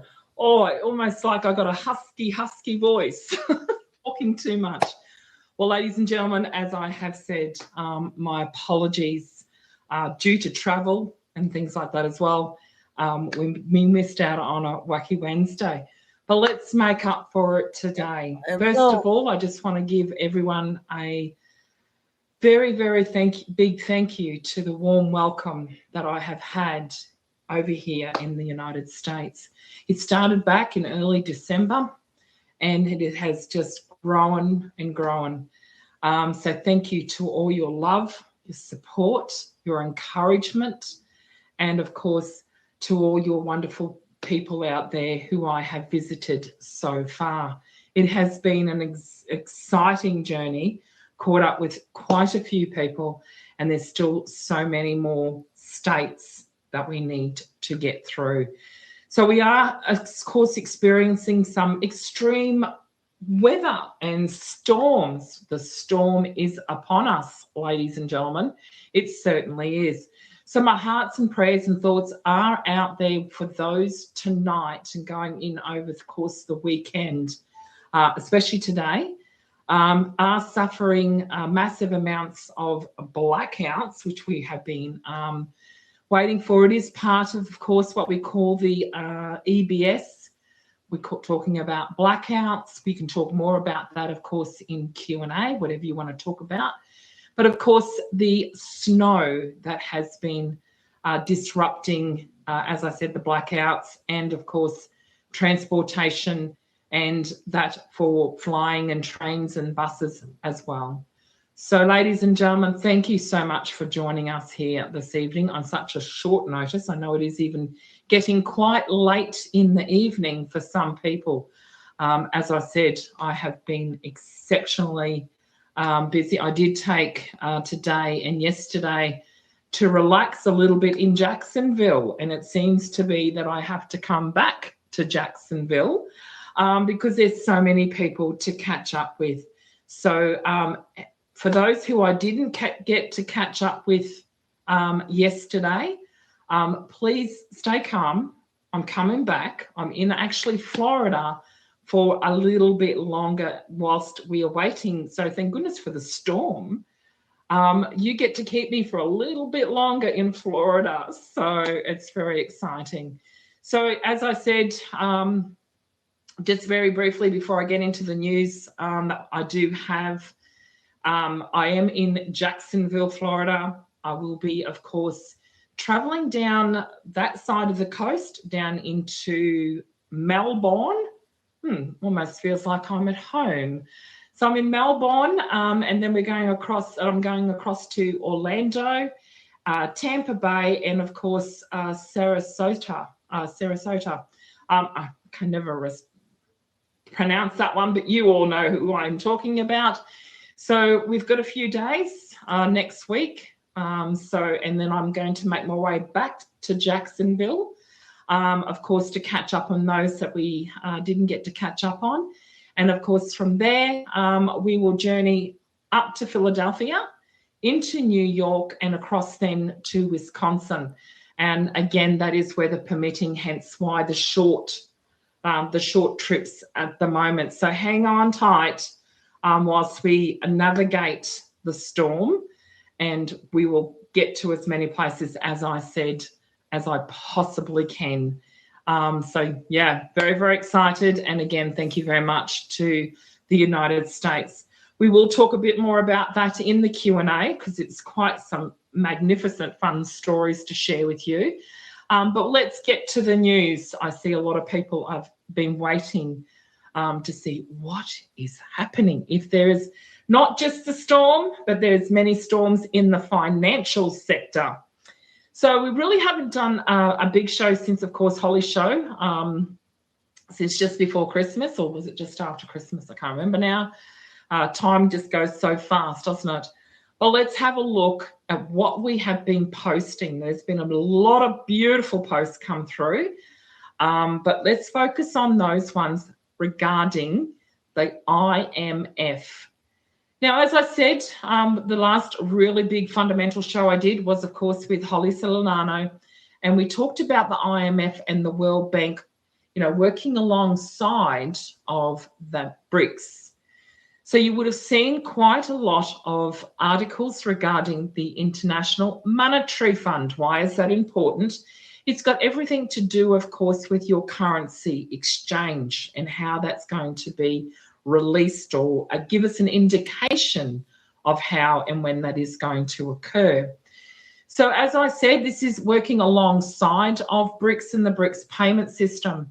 What I can share with you, though, is that, of course, there's still auditing going on, and we have seen many articles out of Iraq, and we focus on Iraq because that's the linchpin, of the compliances of the banks as well as the exchange centres.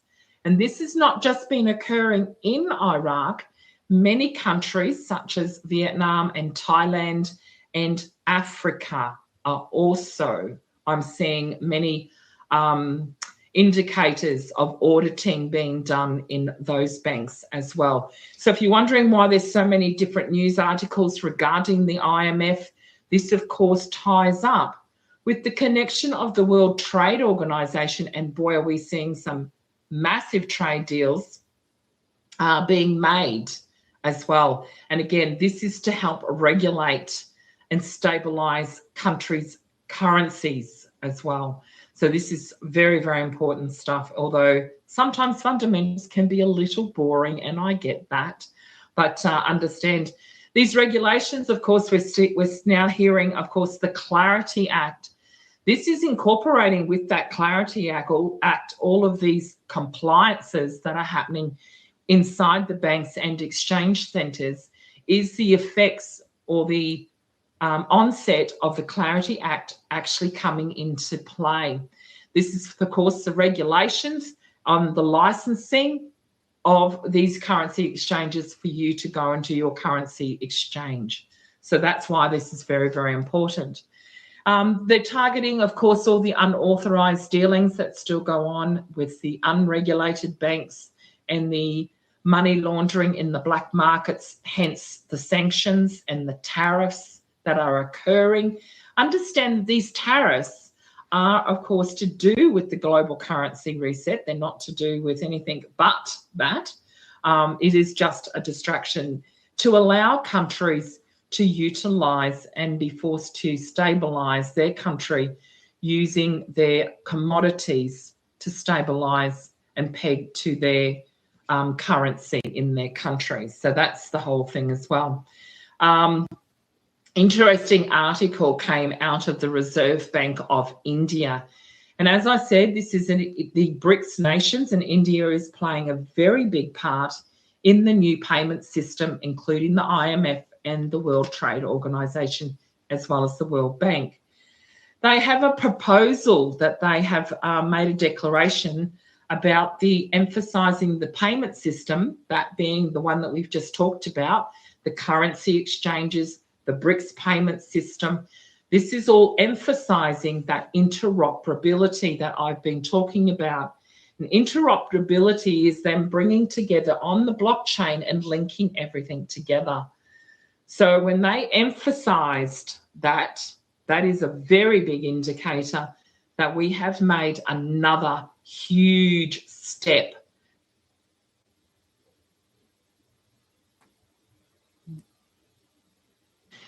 With all of that going on, of course, there is a lot of education with inside not just the banks, but also outside of the banks. And we're talking about in the private sector, those in the wealth management sectors. So there's still education. Now, we talked about some months ago, would have been about 6 months ago. I will go back and find the article, because this article was also an indicator of us being prepared for the greatest transfer of wealth.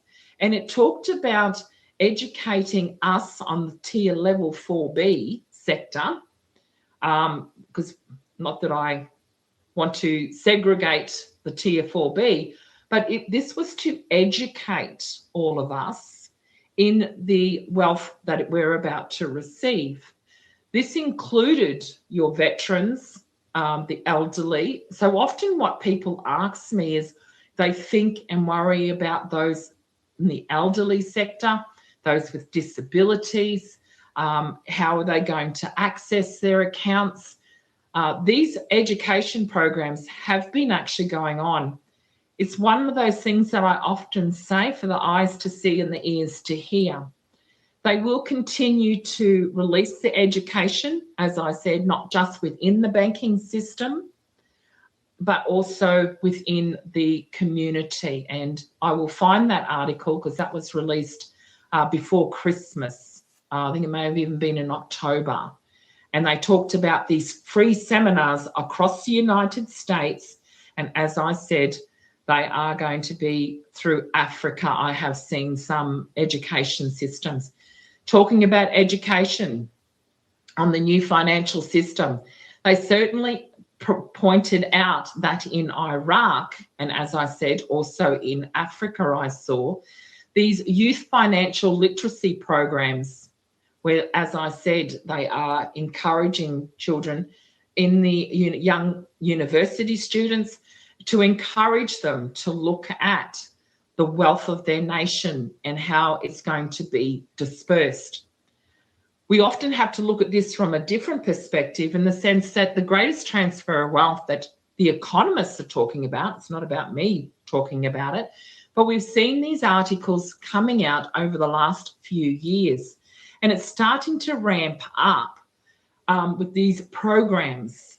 It's about us being reprogrammed, because we've been indoctrinated with the belief that the banks are supporting us. These are literacy programs for the new financial system. So please keep an eye out on those. As I come across them, you will start to see those articles appear in your country. So please keep an eye out on all of those, because they will assist those that we care about the most, as I said, with the elderly, the disabilities, right, and of Carol, course our veterans that need all the help and assistance as well. What was interesting too, this is just a marker, but there is a lot of new tariffs. Tariffs, as I said, are accentuating the stability of currencies. This is not about reduces the exports and imports out of countries and into countries, because, as I said, we want the countries to hold on to as many of those commodities to rebuild their country. So these new tariffs are actually forcing countries to implement like an industrial revolution to start building their vehicles again, to start mining. We're seeing a lot of new mines opening up, especially in Africa and Zimbabwe. This is very exciting, and this is because these tariffs have been enforced, and it's forcing them to actually keep and start mining again, to also mine and keep the gold to support the currency. So I hope you start to see how everything is starting to balance for this new global currency reset is about to occur. It is happening.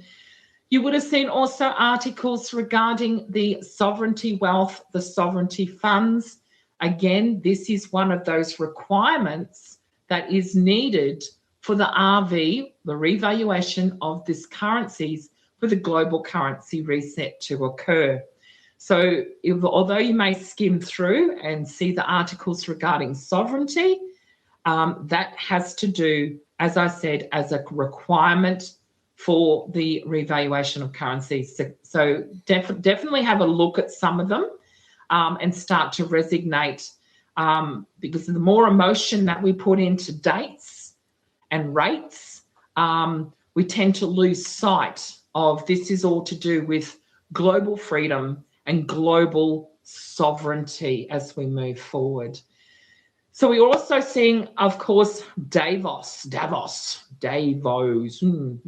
Anyway, Davos, World Economic Forum. We also have discussed this many times. Pretty good so far regarding with, the restructuring or the takedown of the World Economic Forum. It was previously the indoctrination. These were foundations and corporations that tried to manipulate, of course, directly and indirectly through all of their policies and with no regard for humanity, but they coordinating the currency intervention. So by them previously intervening in countries' currencies, effectively destroyed countries and weakened their currencies. So that's why we talk about the World Economic Forum. Not to upset you about what could have been. We talk about the restructuring, and we've certainly seen that from DJT and his peace deals. Very interesting. Very, very interesting, because we've been talking about this. I think I mentioned it also on Holly's show, about the restructuring of the World Economic Forum and how it is now being broken down into the Eastern, the Western, and now your International Forum. These forums are now for the countries. This new shift is now allowing 182 countries to participate. Still to go. Now, that's never happened. I think there was over 30,000 people went to this particular Davos 2026. That doesn't normally happen. Normally, it's just the dignitaries sticking their finger up their nose and doing all sorts of whatever they do over there. But this time they were talking about new sources, new plans, new growth, new innovations, new focuses. That is your new restructure of the World Economic Forum. As I said, I believe that will have a name change to incorporate the International Forum, which is more of a multipolar. That word has been used quite a lot by, of course, the illustrious Putin, who is part of BRICS. So it's all starting to come together. Well, ladies and gentlemen, that's enough of me waffling on. But that is, as I said, there is still a lot going on in the background. The storm is upon us, ladies and gentlemen. And as I said, I will be on the move again this week. So if you're in Jacksonville, if you're in Melbourne, if you're in Orlando and you're in Tampa and Sarasota, I am coming to visit you. So keep an eye on those plans as well. As I said, I will leave Philadelphia, New York, Wisconsin a little bit longer. We'll just wait and see how the weather conditions progress. I believe that should be over and done with within 3 days. So we will wait and see what happens there. But ladies and gentlemen, it is now over to you. I see Ken H is ready in the house with his hand up. So ladies and gentlemen, enjoy. Let's have the Q&A. Let's hit it off. Mr. Ken, you are ready to rock and roll. I'm going to unable to speak. There we go. Ken and Gypsy, you're up next, hun. I was yelling at you So earlier. Ken, how are Squad. you? Just unmute yourself and ask away. She's been traveling. It's always tricky when you do it the first time. So I've had to do a lot of things since I've been in the US. Gypsy, Co, how are you? I'm excellent, Mel. How are you? I am excellent. I was hoping to hear that you were going to travel up into Canada too. Oh, yes, that is coming, my darling. We are coming to Canada. Come to Alberta. Yes, that is on my list. Alberta is definitely on my list. I wanted to tell you guys that we have exciting things happening in Alberta right now.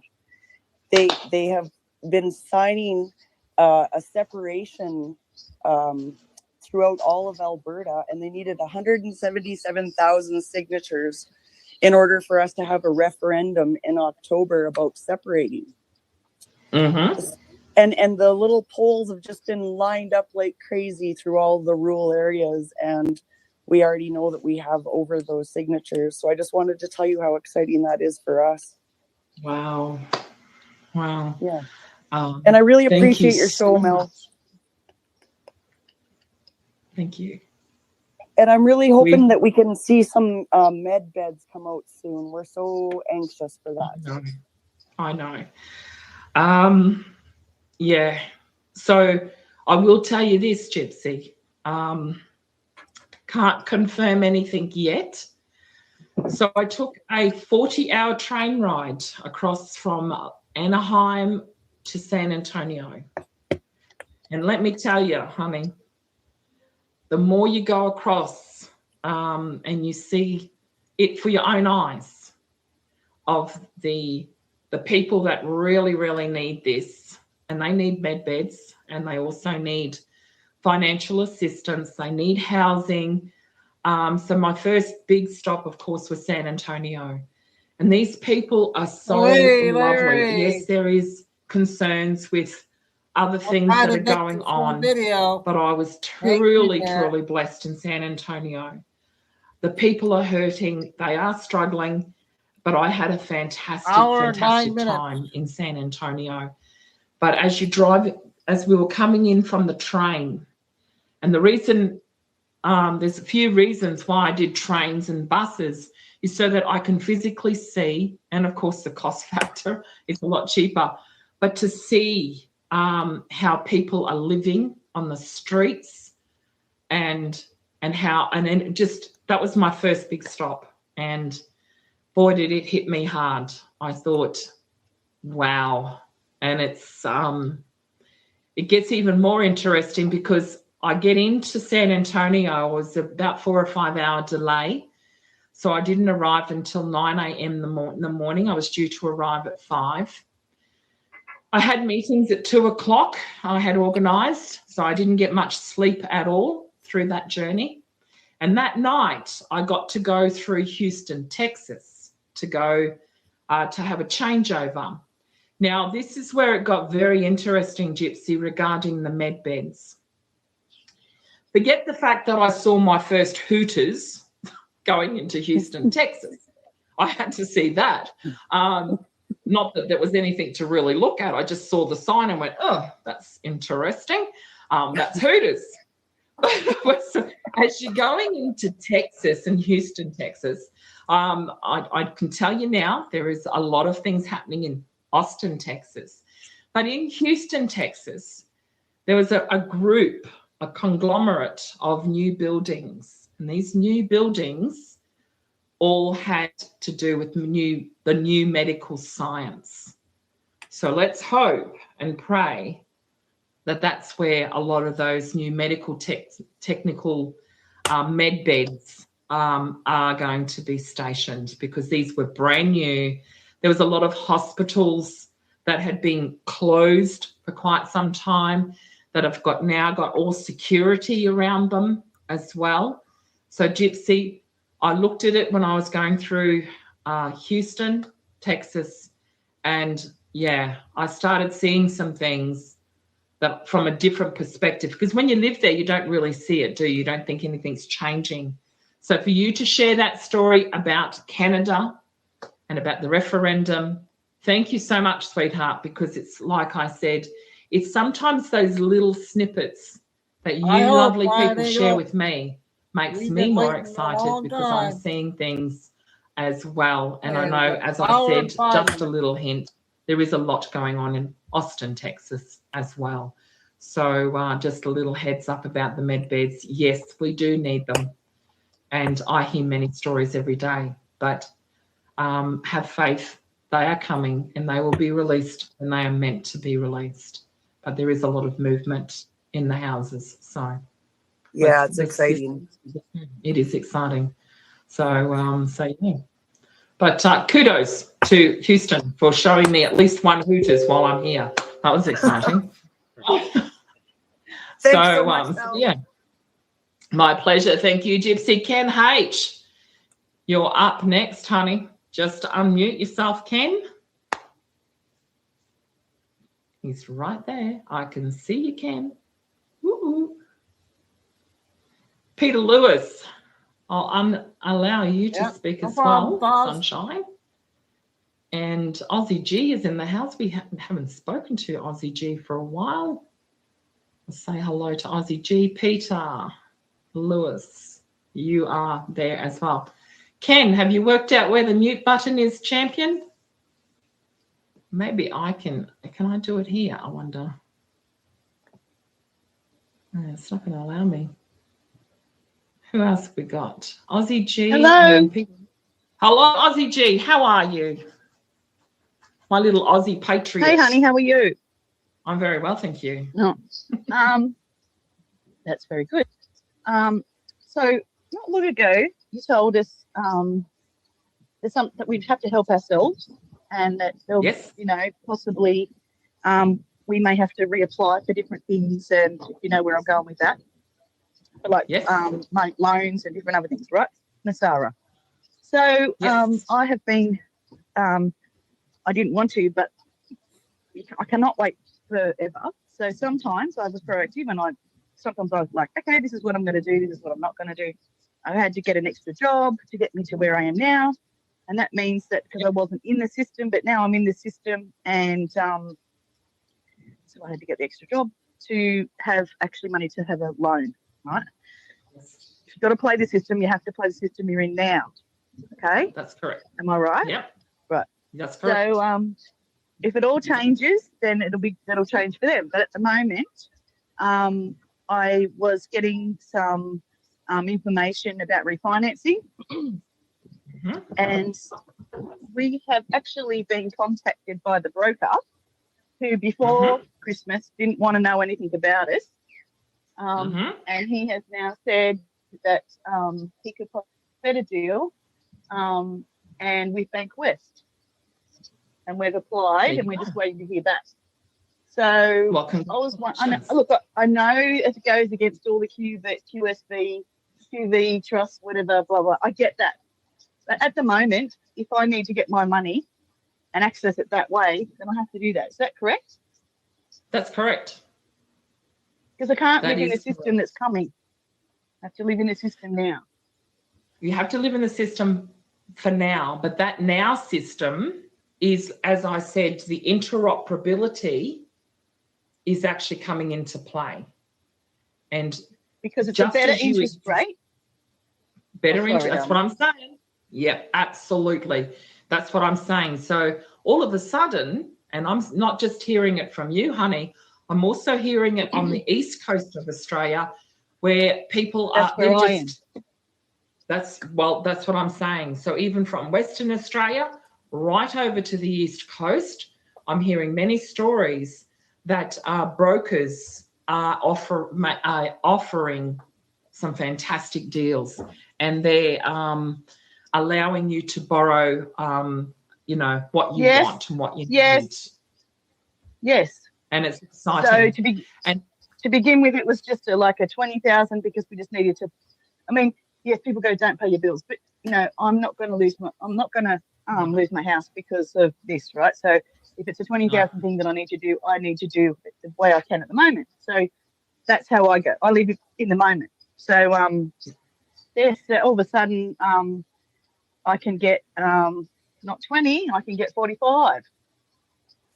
They've offered me 45,000, which is actually yes, and it's about it's 2.5% cheaper than what I'm paying now interest rate. So is that like before? There was no in, and he kept saying to me, apply in January, and since now he's just like, I think this will be a goer. No problem. Applied. We're in the middle of getting applied, so I'm just waiting to hear back. But I was just like, I know that I feel like I'm going against my own morality of my SQV and everything else. Yeah. And a lot of people are probably going to be disappointed in me, going, "Oh, what's she doing?" I have to live for me now. So that's correct. What do I do? I'm happy to do it. Well, look at it from a different perspective, honey. That's right. And I'm proud of you for doing that. Because everything, as I said, goes against the grain of what we actually wanted. But sometimes what you want is not the right direction. Okay? Because we want to have principles of being sovereign and not being in the system. Well, it's going to get to that point, Aussie G, where you're either going to play the game or you're going to stay out of the game. Now, the game has changed. So this is, like I said, the New World Economic Forum is now a game changer. It's changing. They are now participating, whereas before they were being dictated to. They didn't have the opportunity. These countries, in African nations especially, did not have the opportunity to participate in the World Economic Forum. When you understand that in its bigger picture and not get emotional about the World Economic Forum, it changes your perspective slightly. And because you changed your perspective, look what happened. Because you can stay in that system of, I am not going to pay my bills. I am going to stand by what I said. You can do that, but guess what's going to happen? Nothing is going to change until you are prepared to change. And I've always said, have an open heart and an open mind. And if you're not prepared to change as things are changing, it was different before when we wanted to be stubborn, and that's what it was. We were being stubborn. It's because nothing was changing. But now everything is changing. So it's kind of like the goalpost has moved, yes, but unless you're prepared to move and you keep kicking at the goalpost that's now moved, are you going to score a goal? Nope. But you have to allow the system to change, and you found the system changed. So congratulations. It's not easy because, as you said, it feels like I'm doing the wrong thing. It feels like it, but now you can see the light at the end of the tunnel. And as I said, unless something changes, nothing's going to change. But as the world is changing, you may have to change with it.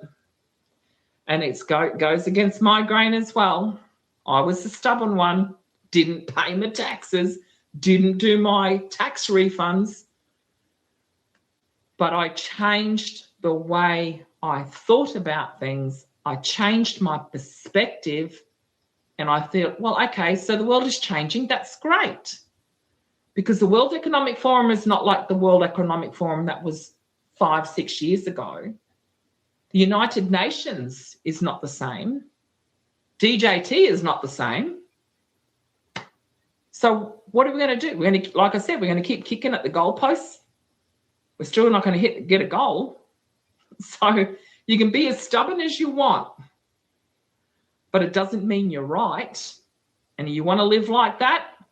How many years, honey, have you and I been trying to be sovereign, and how much pain and agony we have caused ourselves, how much time we have wasted in not living with our families and caused so many riffraff between husband and wives? There is a bigger picture here, that the goalpost has moved, but it's moving in the right direction. And unless you're prepared to move with it, you can kick goals all you like and think you're winning. You can think you're winning, but you're not changing. And if you don't change and understand the changes, and that's why I say fundamentals are the most important thing. 56 So we move minutes, with the guys. goalpost, we kick the goals, 56. and I we hope win. I can make it. And that's what this is about. So congratulations. And I'm proud of you, because it's not easy to change.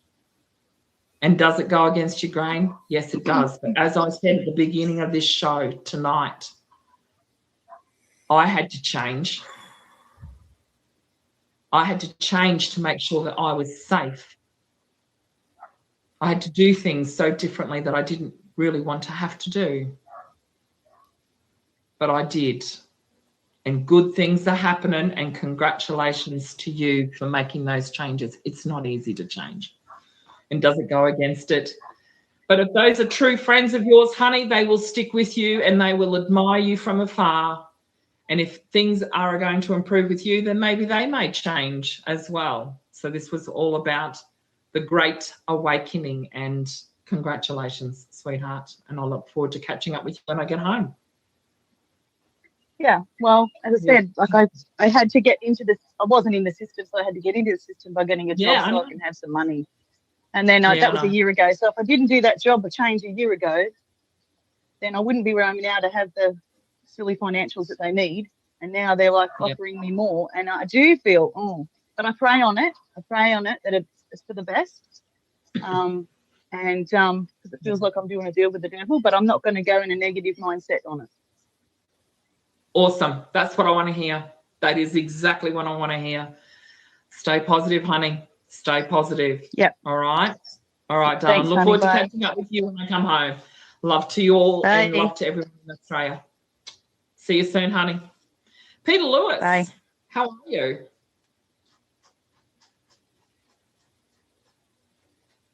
Peter? Ken? Who's going to come up and say hello? It's always tricky when you start something new, like I said. God's timepiece. Let's allow you to speak as well. Someone has to come up and say hello. Geez, it's very sensitive. There we go. God's timepiece. You've just been released. Rainbow Dragon, you can come up as well. So, Rainbow Dragon didn't allow you. Come on. There you go. So, Peter, you want to unmute yourself? Tribal power, you're unleashed as well. And love Trumpy. Gotta love Trumpy. Hi, Mel. It's Tribal Power. How are you? Tribal power. Boom. What's happening? I'm getting good at this. I had a practice run last time. Like I said, it is always tricky. It is tricky to find it. So Rainbow Dragon will be with you in just a second. But Tribal Power, what's happening with you, hon? Right. Well, it was really interesting. I happened to be listening to a woman who's got her own show in America, and she was talking about the Zim and the different baskets and things like, we've been told the IQD, the BND, the Zim will all be in the first basket. And something she brought up, she said that Mark Z was saying, I've heard this before, where it keeps saying like the bondholders will get paid first. And she was going to look into this, and her query was, but they always say, but not the Zim bondholders. So if bondholders are getting paid and Zim is a bond, why aren't we getting paid at the same time? Because the Zim bond won't go on 4X. So that's what she's saying. So I'm just wondering why they keep saying that. When people ask him, oh, so does that mean the Zim? And he says, no, just the bondholders. Well, we are bondholders if we've got Zim bonds. Yeah. But as I said, tribal power, and I'll say it again, and it upsets some people, and then I get criticised by gurus. Yeah. But exactly what you just said. Now, I have actually said, honey, they will treat it as a currency. Okay. All right? Yeah. Now, I'm not saying that's correct, but that's what she has also indicated. Then I have heard that. And it's the same with the Zim agro checks. They come out of a different pool of money. Right.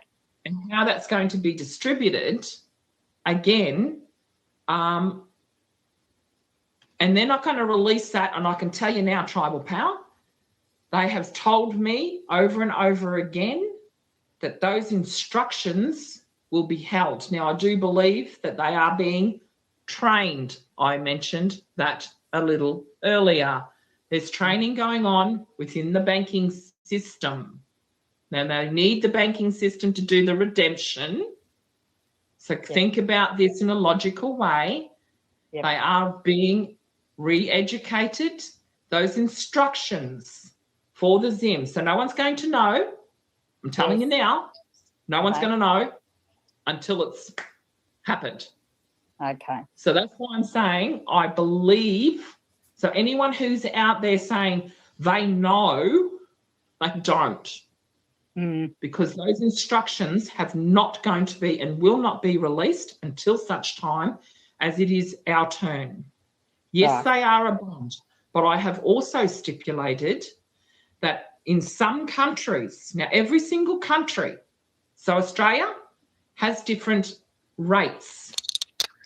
And those rates are connected to our preferential rates, which is the government versus the government and the trade deals that we do with that particular country. Now, I know we do trade deals with Zimbabwe and South Africa and many South African nations.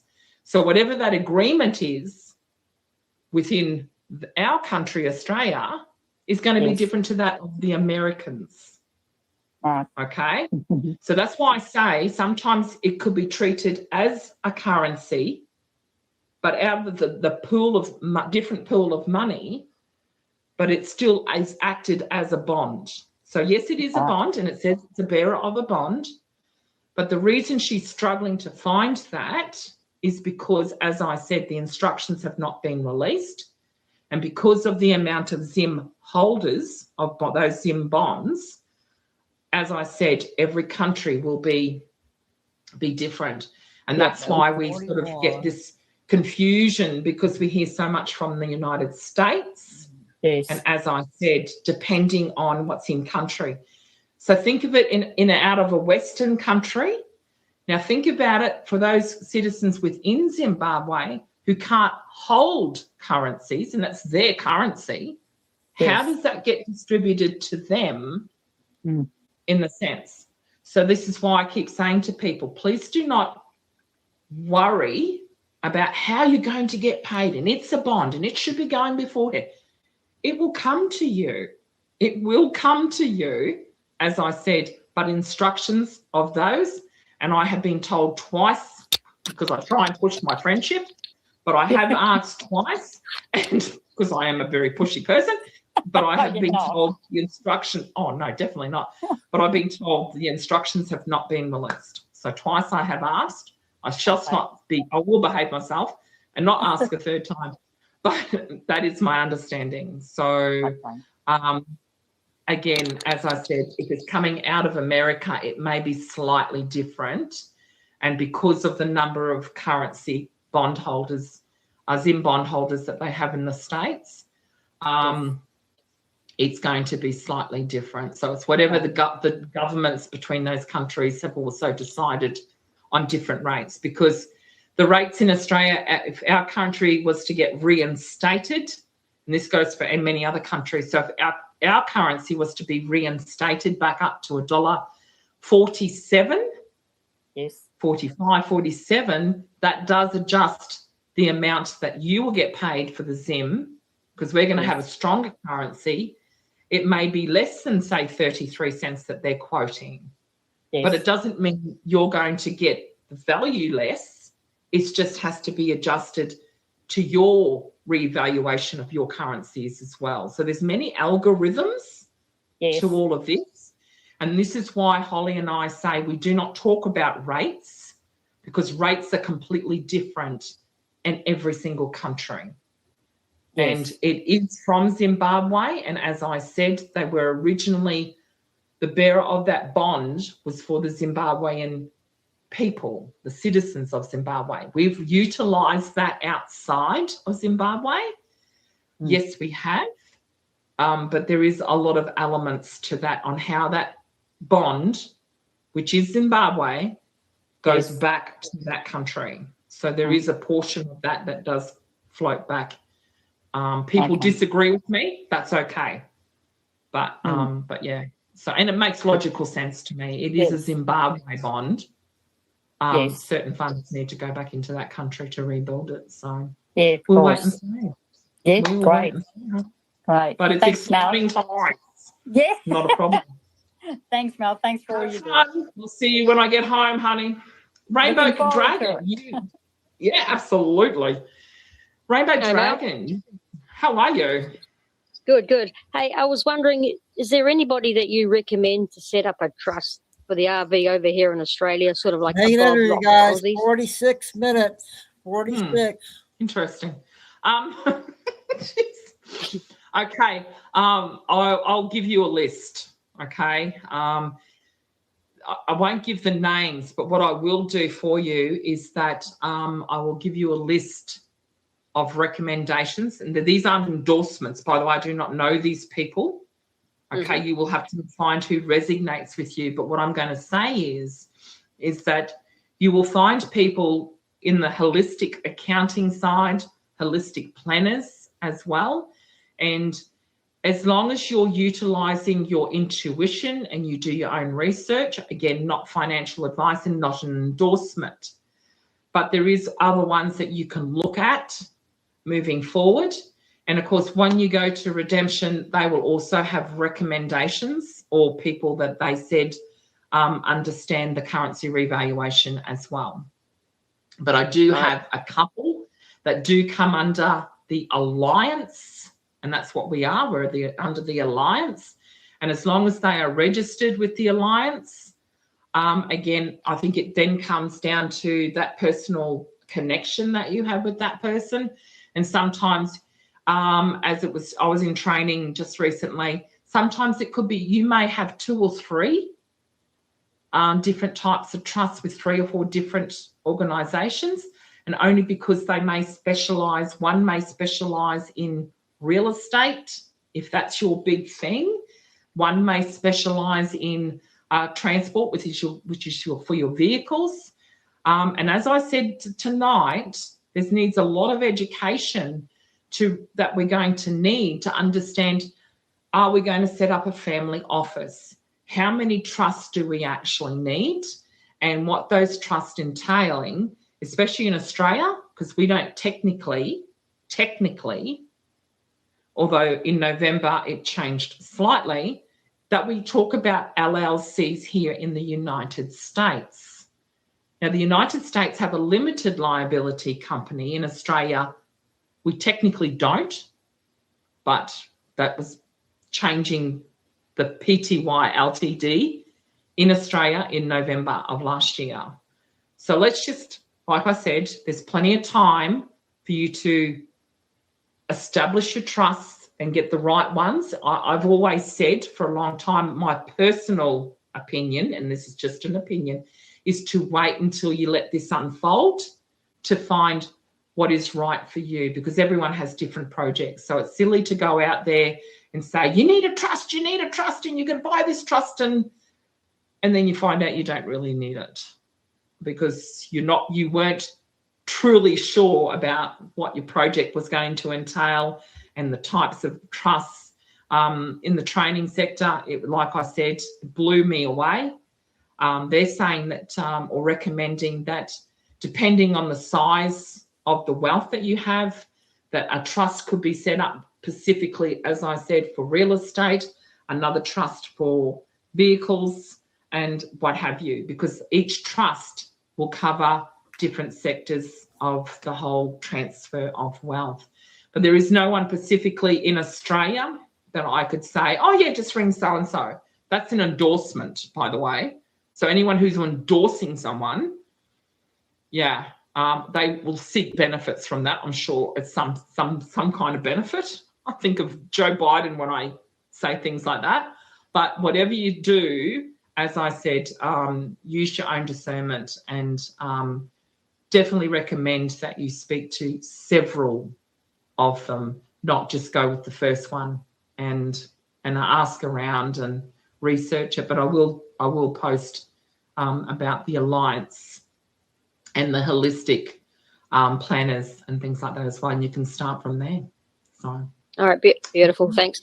And also, I hear that you have an Aussie group, so I'd like to join that if I can. Oh yes, yes. There's plenty of Aussie groups. You can start your own group, honey, if you wanted to. You can have a personal group with me if you wanted to. It doesn't. Each group is again, as I said, private groups, so they get their own families together or whatever. So when I talk about my Aussie groups, I have many New Zealand groups as well. So it all depends on is are you happy to talk to me on my own? Certainly link me up.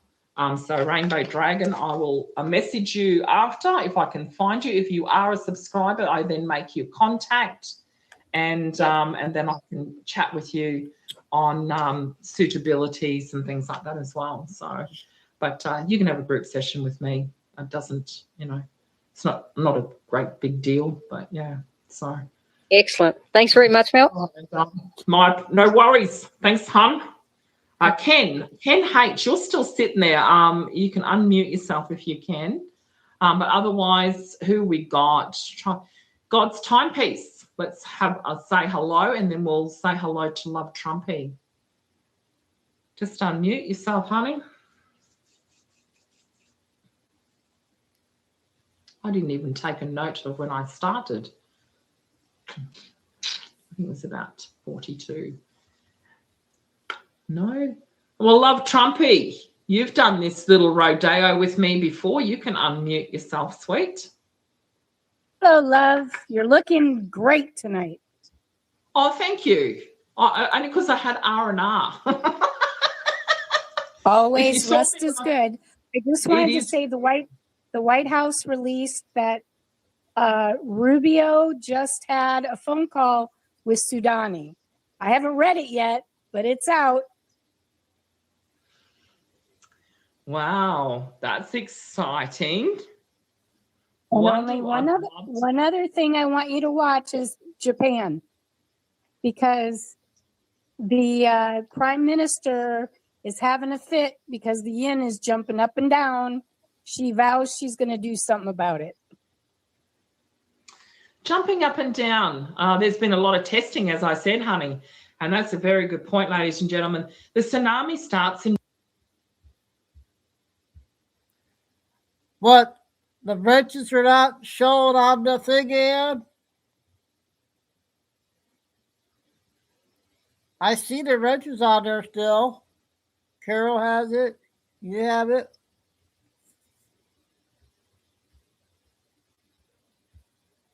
And that's a very good point, ladies and gentlemen. The tsunami starts in Japan. This is one of those things that we've talked about for quite some time. And they are very, very nervous. So when these politicians come out and they're going, that's not your screen, by the way. That was me jumping around. Because I'm very, very excited about that news. Ken, you found it. Stay right there, Ken H. But yes, the tsunami starts in Japan, ladies and gentlemen. We will keep an eye on the markets this evening. They have opened up. So that's my R&R finished now. Let's get stuck back into business, I don't know what's going on. So we're definitely going to be watching the Asian markets overnight. I expect something to occur possibly this week in the markets. I know we say that on a regular basis, but There has been a lot of jumping, and the jumping around, of course, is testing. Thanks, and, Lori. of course, yes, that news out of Iraq, ladies and gentlemen. Oh, I am very, very excited to hear about that. So we will release that news as soon as I'm finished. I will be researching that. But in the meantime, thank you, Love Trumpy.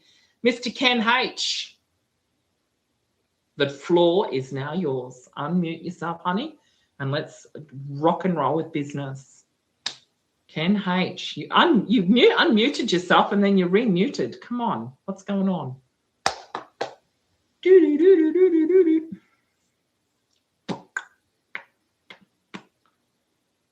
And T is in the house.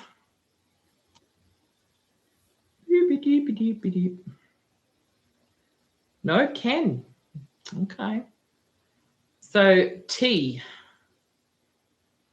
Let's say hello to T. CA. It sounds like California. R. Just straight R. That's pretty cool.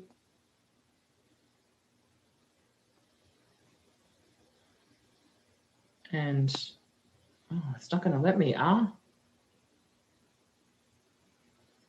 Alice. And we'll finish with Alice in the house.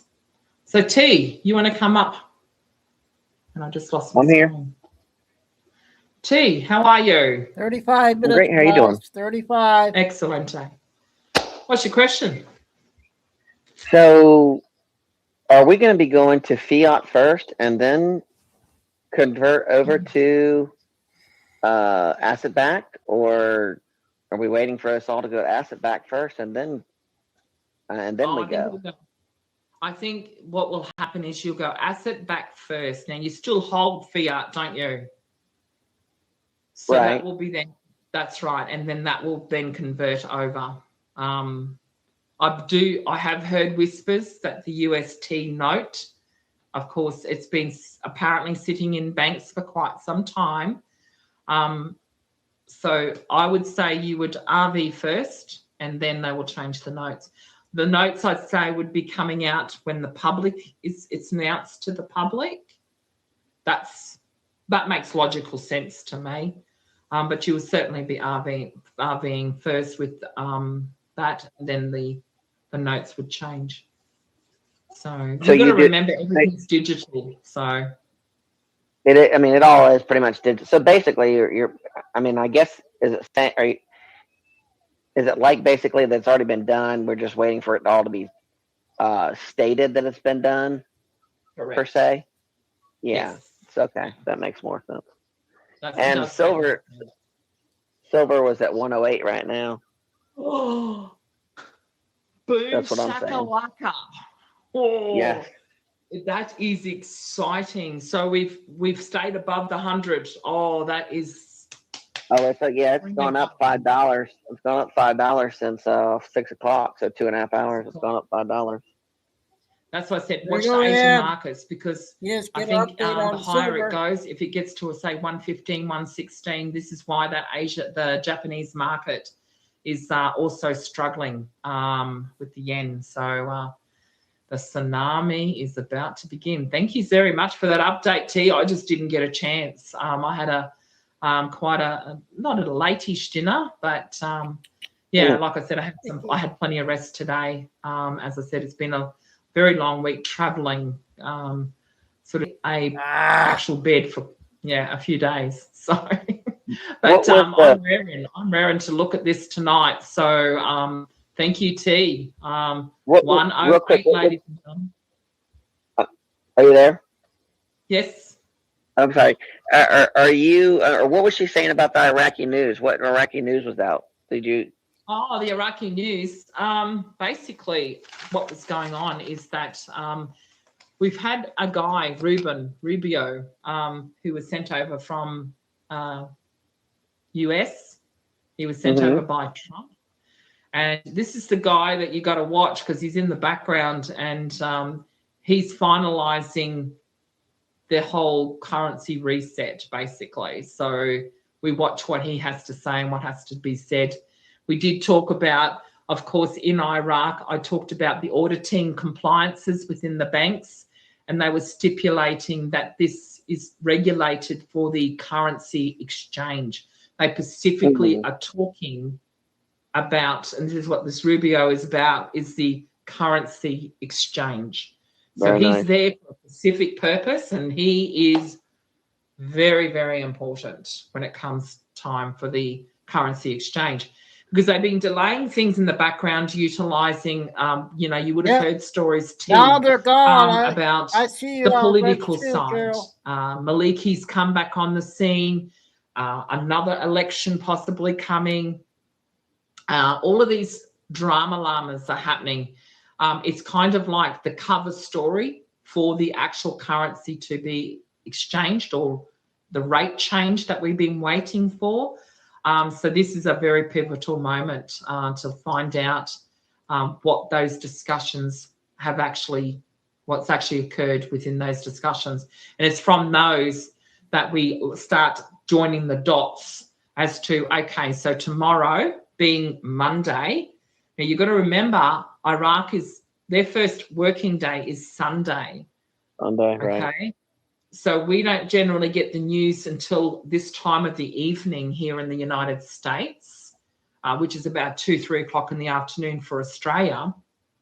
But in the States, we don't get it till the evening. So going into the markets tomorrow, and that's why we watch the Asian markets, hence the $108 for silver, because our markets are technically closed for the day.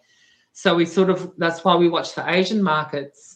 And this article that's just come out is linked to what I said earlier in the show regarding the licensing of the banking and the exchange centres. And this is where we have that interoperability for them to change the rate, and they all interlock together.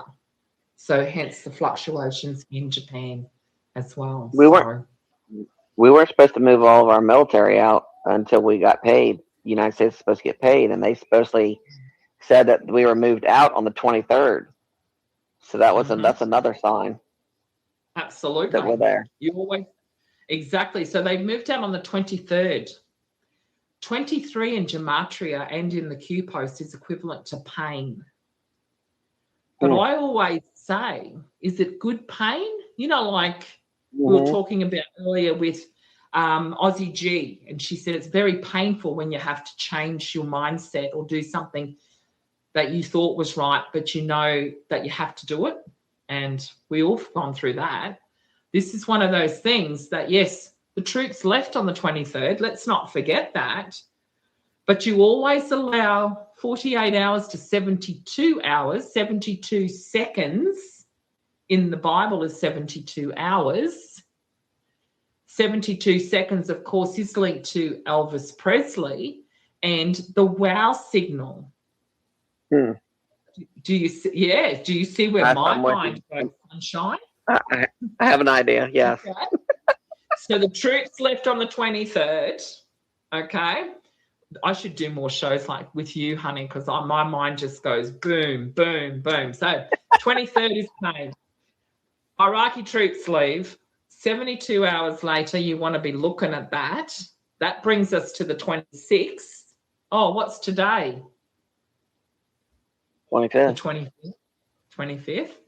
Monday, the markets opened. Boom, shakalaka, baby. Let's watch the markets tomorrow and come back for I don't know. Some pain on the market. Tuesday. A sassy Tuesday, perhaps. We will find out what is going to transpire tonight. I have got a big night. I had a bit of a rest this afternoon, so I'm good to go till 7 a.m. and 8 a.m. tomorrow morning. So I got my corn chowder. Oh, by the way, just so you know, right, I actually had my first lot of cornbread the other day in Montgomery. Had a beautiful big home cooked meal with some of the best cornbread. Well, it was the first time I had cornbread, so I can't really compare it to anything, but it was darn good, honey. It was darn good.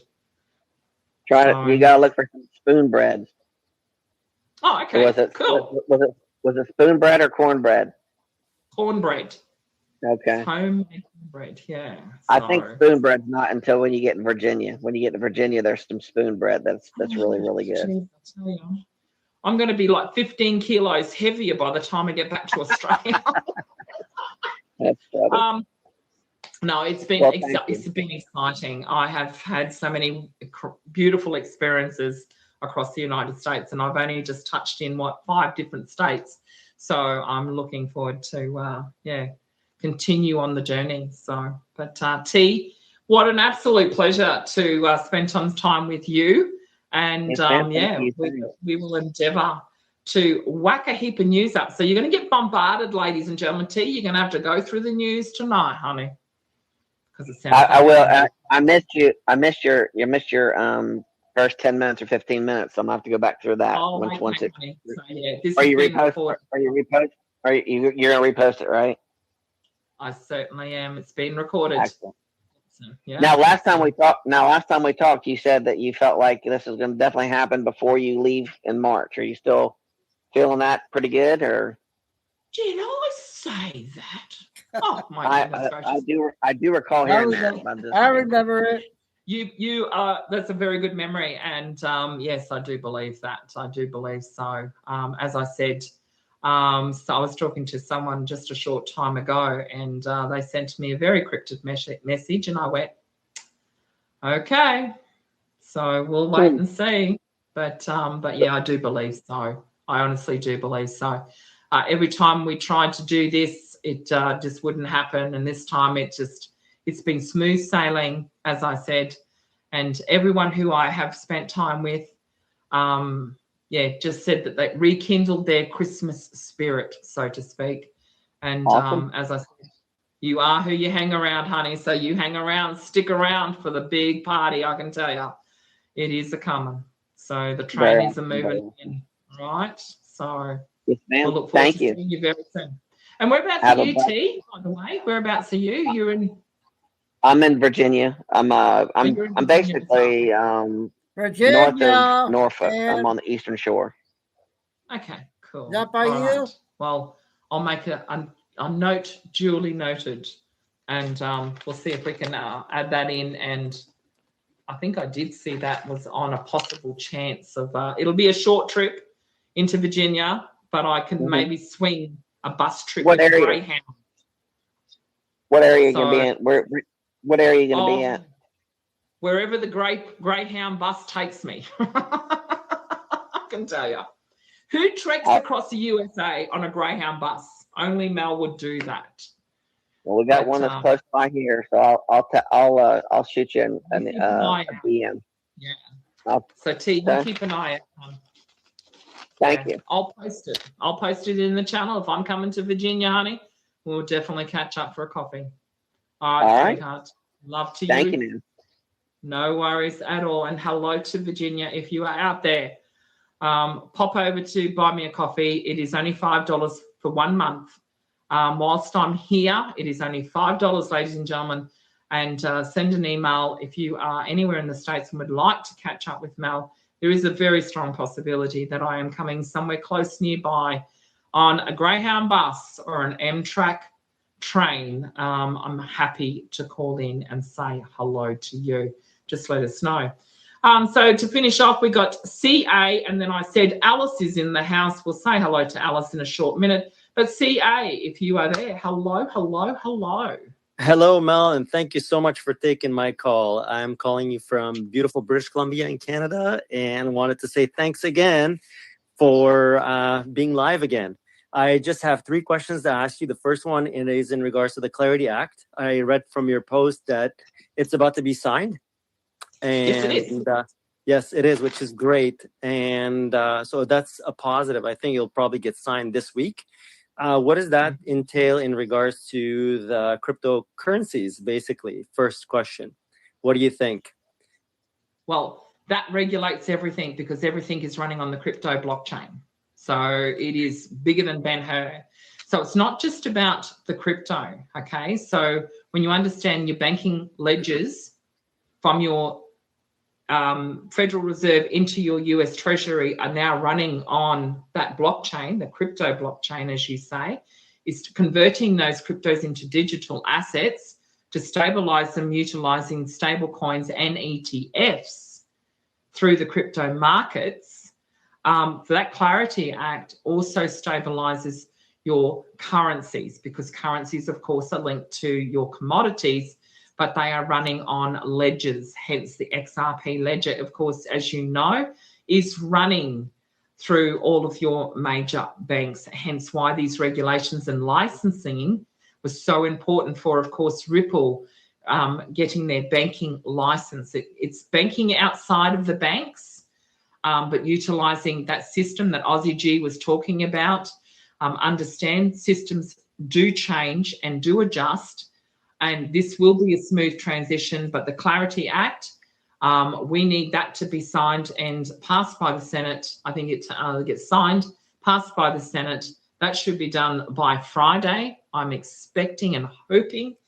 As I said, I think it will need to be done prior to the 1st of February with the new tariffs. Now, the tariffs, as I said, are different forms of taxes that they have placed on commodities. Again, it goes back around full circle. The commodities, of course, are supporting those tokens on that crypto blockchain. So Clarity gives us all the clarity that we need, and this is why it is so important. We focus on the crypto side of it, but it's actually the ledger side of that blockchain that we are much more important. So in this case, basically, the Clarity Act will actually support pretty much our new financial system. But at the same time, what do you think about the fact that, so the ETFs are not pretty much what the banks are dealing, for example, with the silver ETFs, it has nothing to do with that. It's a brand new QFS ETFs, whether it's gold and so forth and so on, correct? Correct.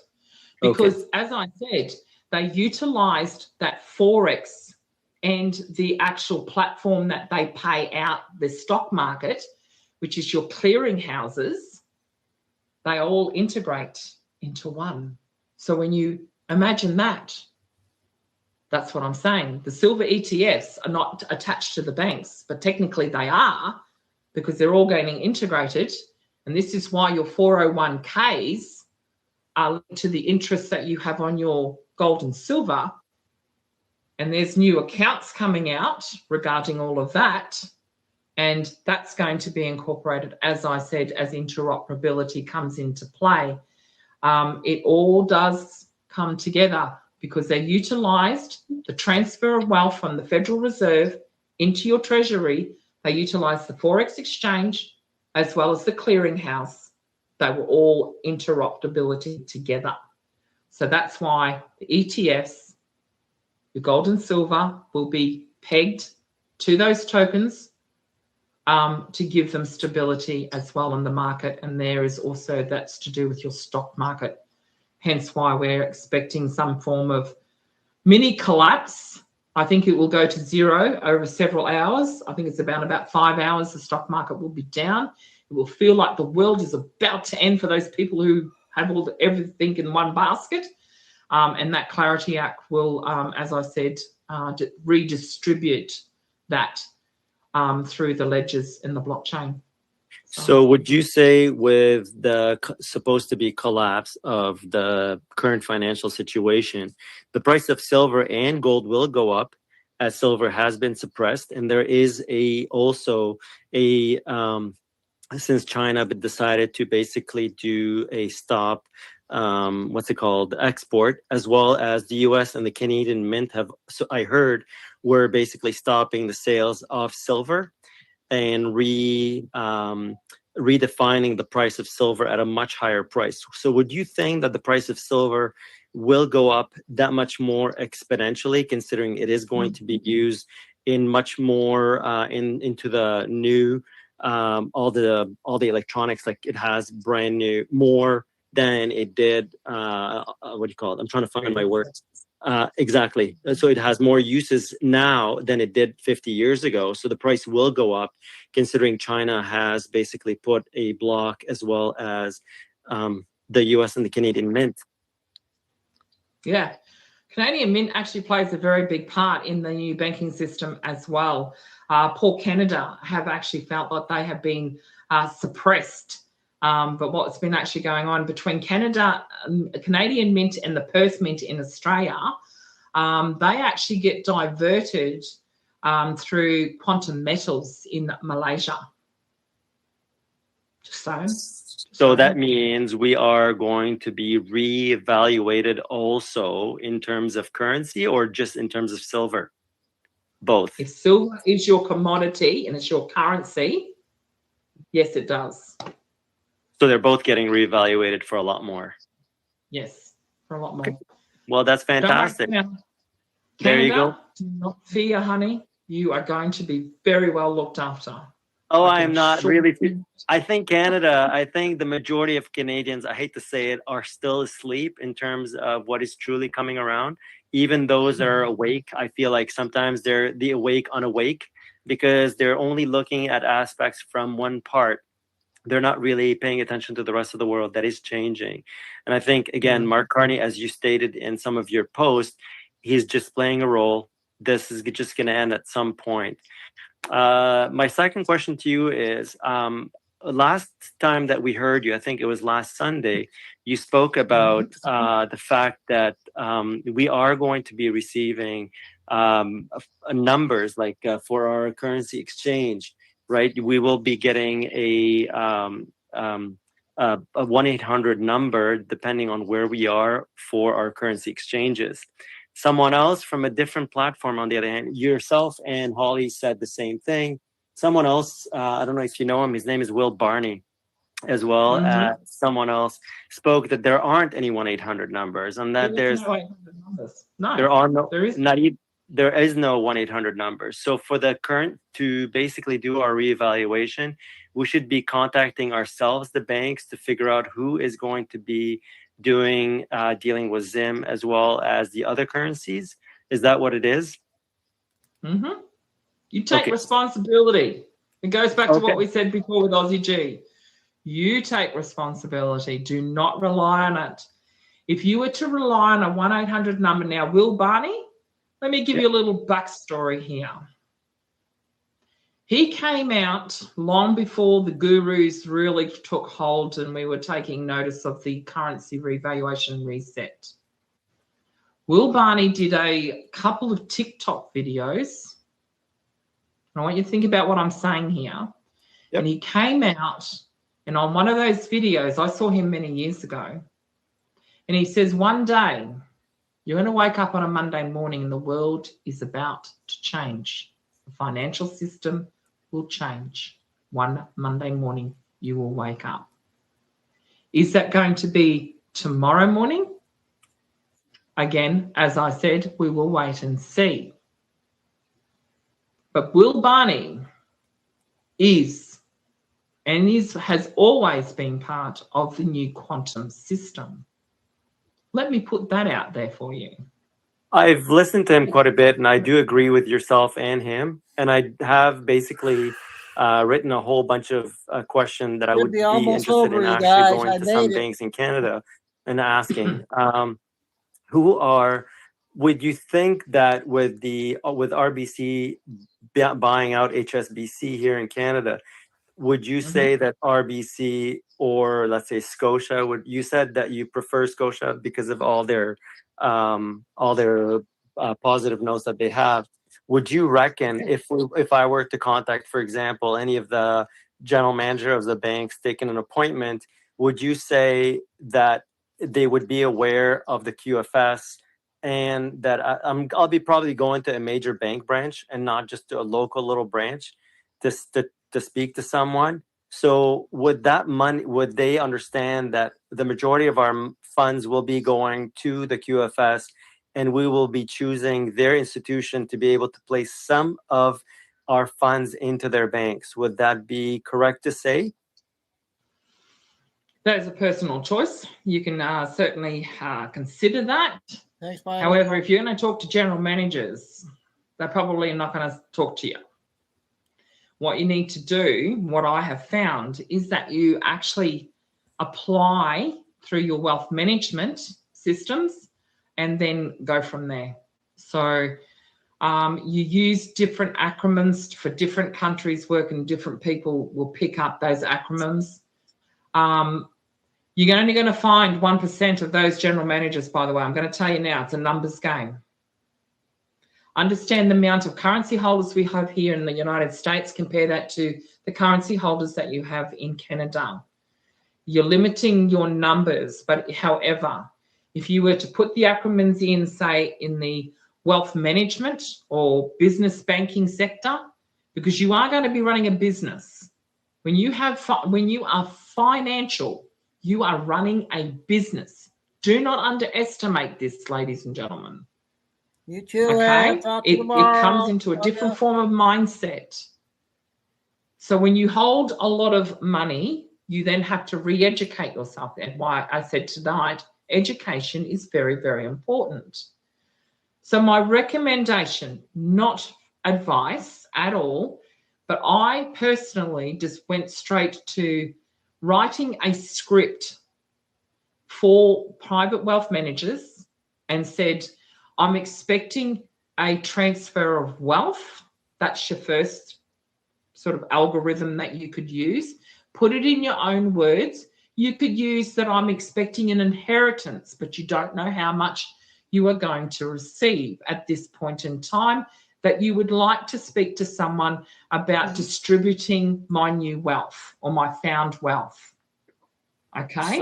So in that case, we would would we have to open a trust then in this case? Because if we do open a trust right now, then what we're doing is we're opening a trust under the corporation that presently exists. So, or should we wait for the new system to come through so that we can start a new trust, which would be a common law trust and not a corporate or a corporate trust? Correct. Yes, I would not open a trust. As I said, things are changing, and I know for a fact they are changing in Canada, and things are changing in the background in your tax system as well. So depending on, that's why I said, take your time, investigate, find and speak to 2 or 3 different people that understand wealth, because we don't understand wealth, do we? I mean, have we ever been this, the expectations of us becoming so wealthy, we'd probably never been there before, have we? So would you recommend basically talking to a wealth manager that is a, what do you call them, a fiduciary, and not just a regular bank manager or a bank Correct. Financial? So it's better to talk to a fiduciary, somebody that will work for you and not work for a bank. Correct. Okay, perfect. So I've done my homework then at that point. So I just have to basically just follow through. All right, excellent. Mel, you are amazing. Thank you so much. And the last thing I would like to bring to your attention is I'm just gonna speak it out and say it out loud right here. I heard recently Eric Trump just posted yesterday, I think it was on your channel, that stated that med beds are real, and he pretty much posted everything that we know so far. The only thing is there is someone who believes that they are a guru, who basically said recently, which I don't believe she is speaking truth. She said, join our, our med bed list. And I'm just saying this just to point it out there. She's saying, pay your $500 if you're in Canada or whatever, so you can get your med bed list. And I'm just thinking to myself, that's a load of bullshit. You should not be paying for it because it is free. Is this correct? Wow. $500, whether you're... No. Yeah. The med beds are free. That's what I heard. I'm asking for $5, only because I don't get any benefit out of this other than traveling on a Greyhound bus. Yeah, she's saying that it's this woman, and I think $500. She actually posted a link to every country or every continent, and I looked at it and I was like, if anyone falls for this, this is $500 so that they can take you in, get you ready for the med beds. And I can tell you who it is, but if you want, I can tell you, or I can't. I've got a fair idea. Again, like I said, I don't indulge, and you don't see me posting anything like that, do you? No, you don't. And truthfully, and I had to say it because when I saw it, I could not believe that that person had the audacity to say, book your med bed appointments. It's going to cost you $500, and here you go. Like, run-on scam. Ooh. Yeah, Yep. that's a bit that's risking it for the biscuit I don't know, from Carol. my That's point of view. If it was interesting, deemed right, to be Carol? actually her. So also know too that there is still a chat room out there, ladies and gentlemen. It says that I'm the owner.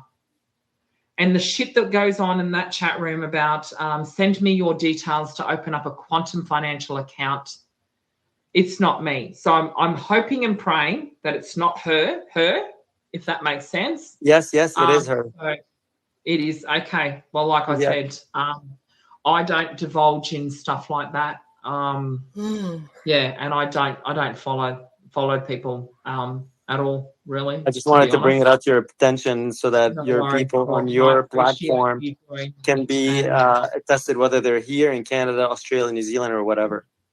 yeah, absolutely. Anyways. Well, Mel, anyway, thank you so much. God bless you and everyone on this post, on this channel, and I'll look forward to rehearing your playback. God bless and have a wonderful afternoon. I certainly will. You have a fantastic time, Canada. We will be there as soon as I possibly can. And to the beautiful Alice, who's going to finish the show tonight. Alice, please unmute yourself, hun, and say a quick hello. one more And we'll have caller. to end the show, ladies and gentlemen. Alice, how are you? Hello, Mel. Great to actually speak for the first time. And I just want to thank you so much for all the work you do and to create this community. I just have one little question. I've been living in Indonesia for, 9 years now. And you probably can tell with my accent, I'm from the UK. And I just wanted to ask a question. When the RV happens, do we need to go back to the country we live in? That we've got a passport that we hold. We don't. Nope. Fantastic. Good. I'm so pleased about that. So you've been there for a long time. You would have an account there. Yeah. You may possibly have a form of citizenship there of some sort as well. I have a key test and a sort of very tiny business that I'm working on. Absolutely. So, honey, it all goes by the wayside. There will be some form of taxes that you could claim back from your country, and you can do that online. That I can confirm. And I'm sure that's going to open up a whole heap of other questions. That's going to open up a whole heap of questions next time I come on for your Q&A, because people are going to hear me saying that one. But yeah, this is true.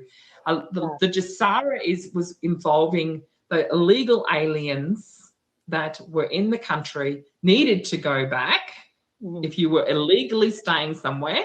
And by the way, Melbourne in Florida was created from illegal aliens from Melbourne, Australia. Just putting that out there, just some random stuff that I just thought I'd throw in there.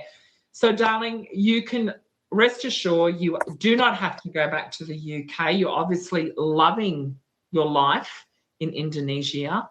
Absolutely.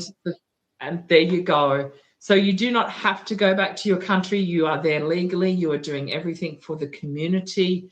You are supporting that country.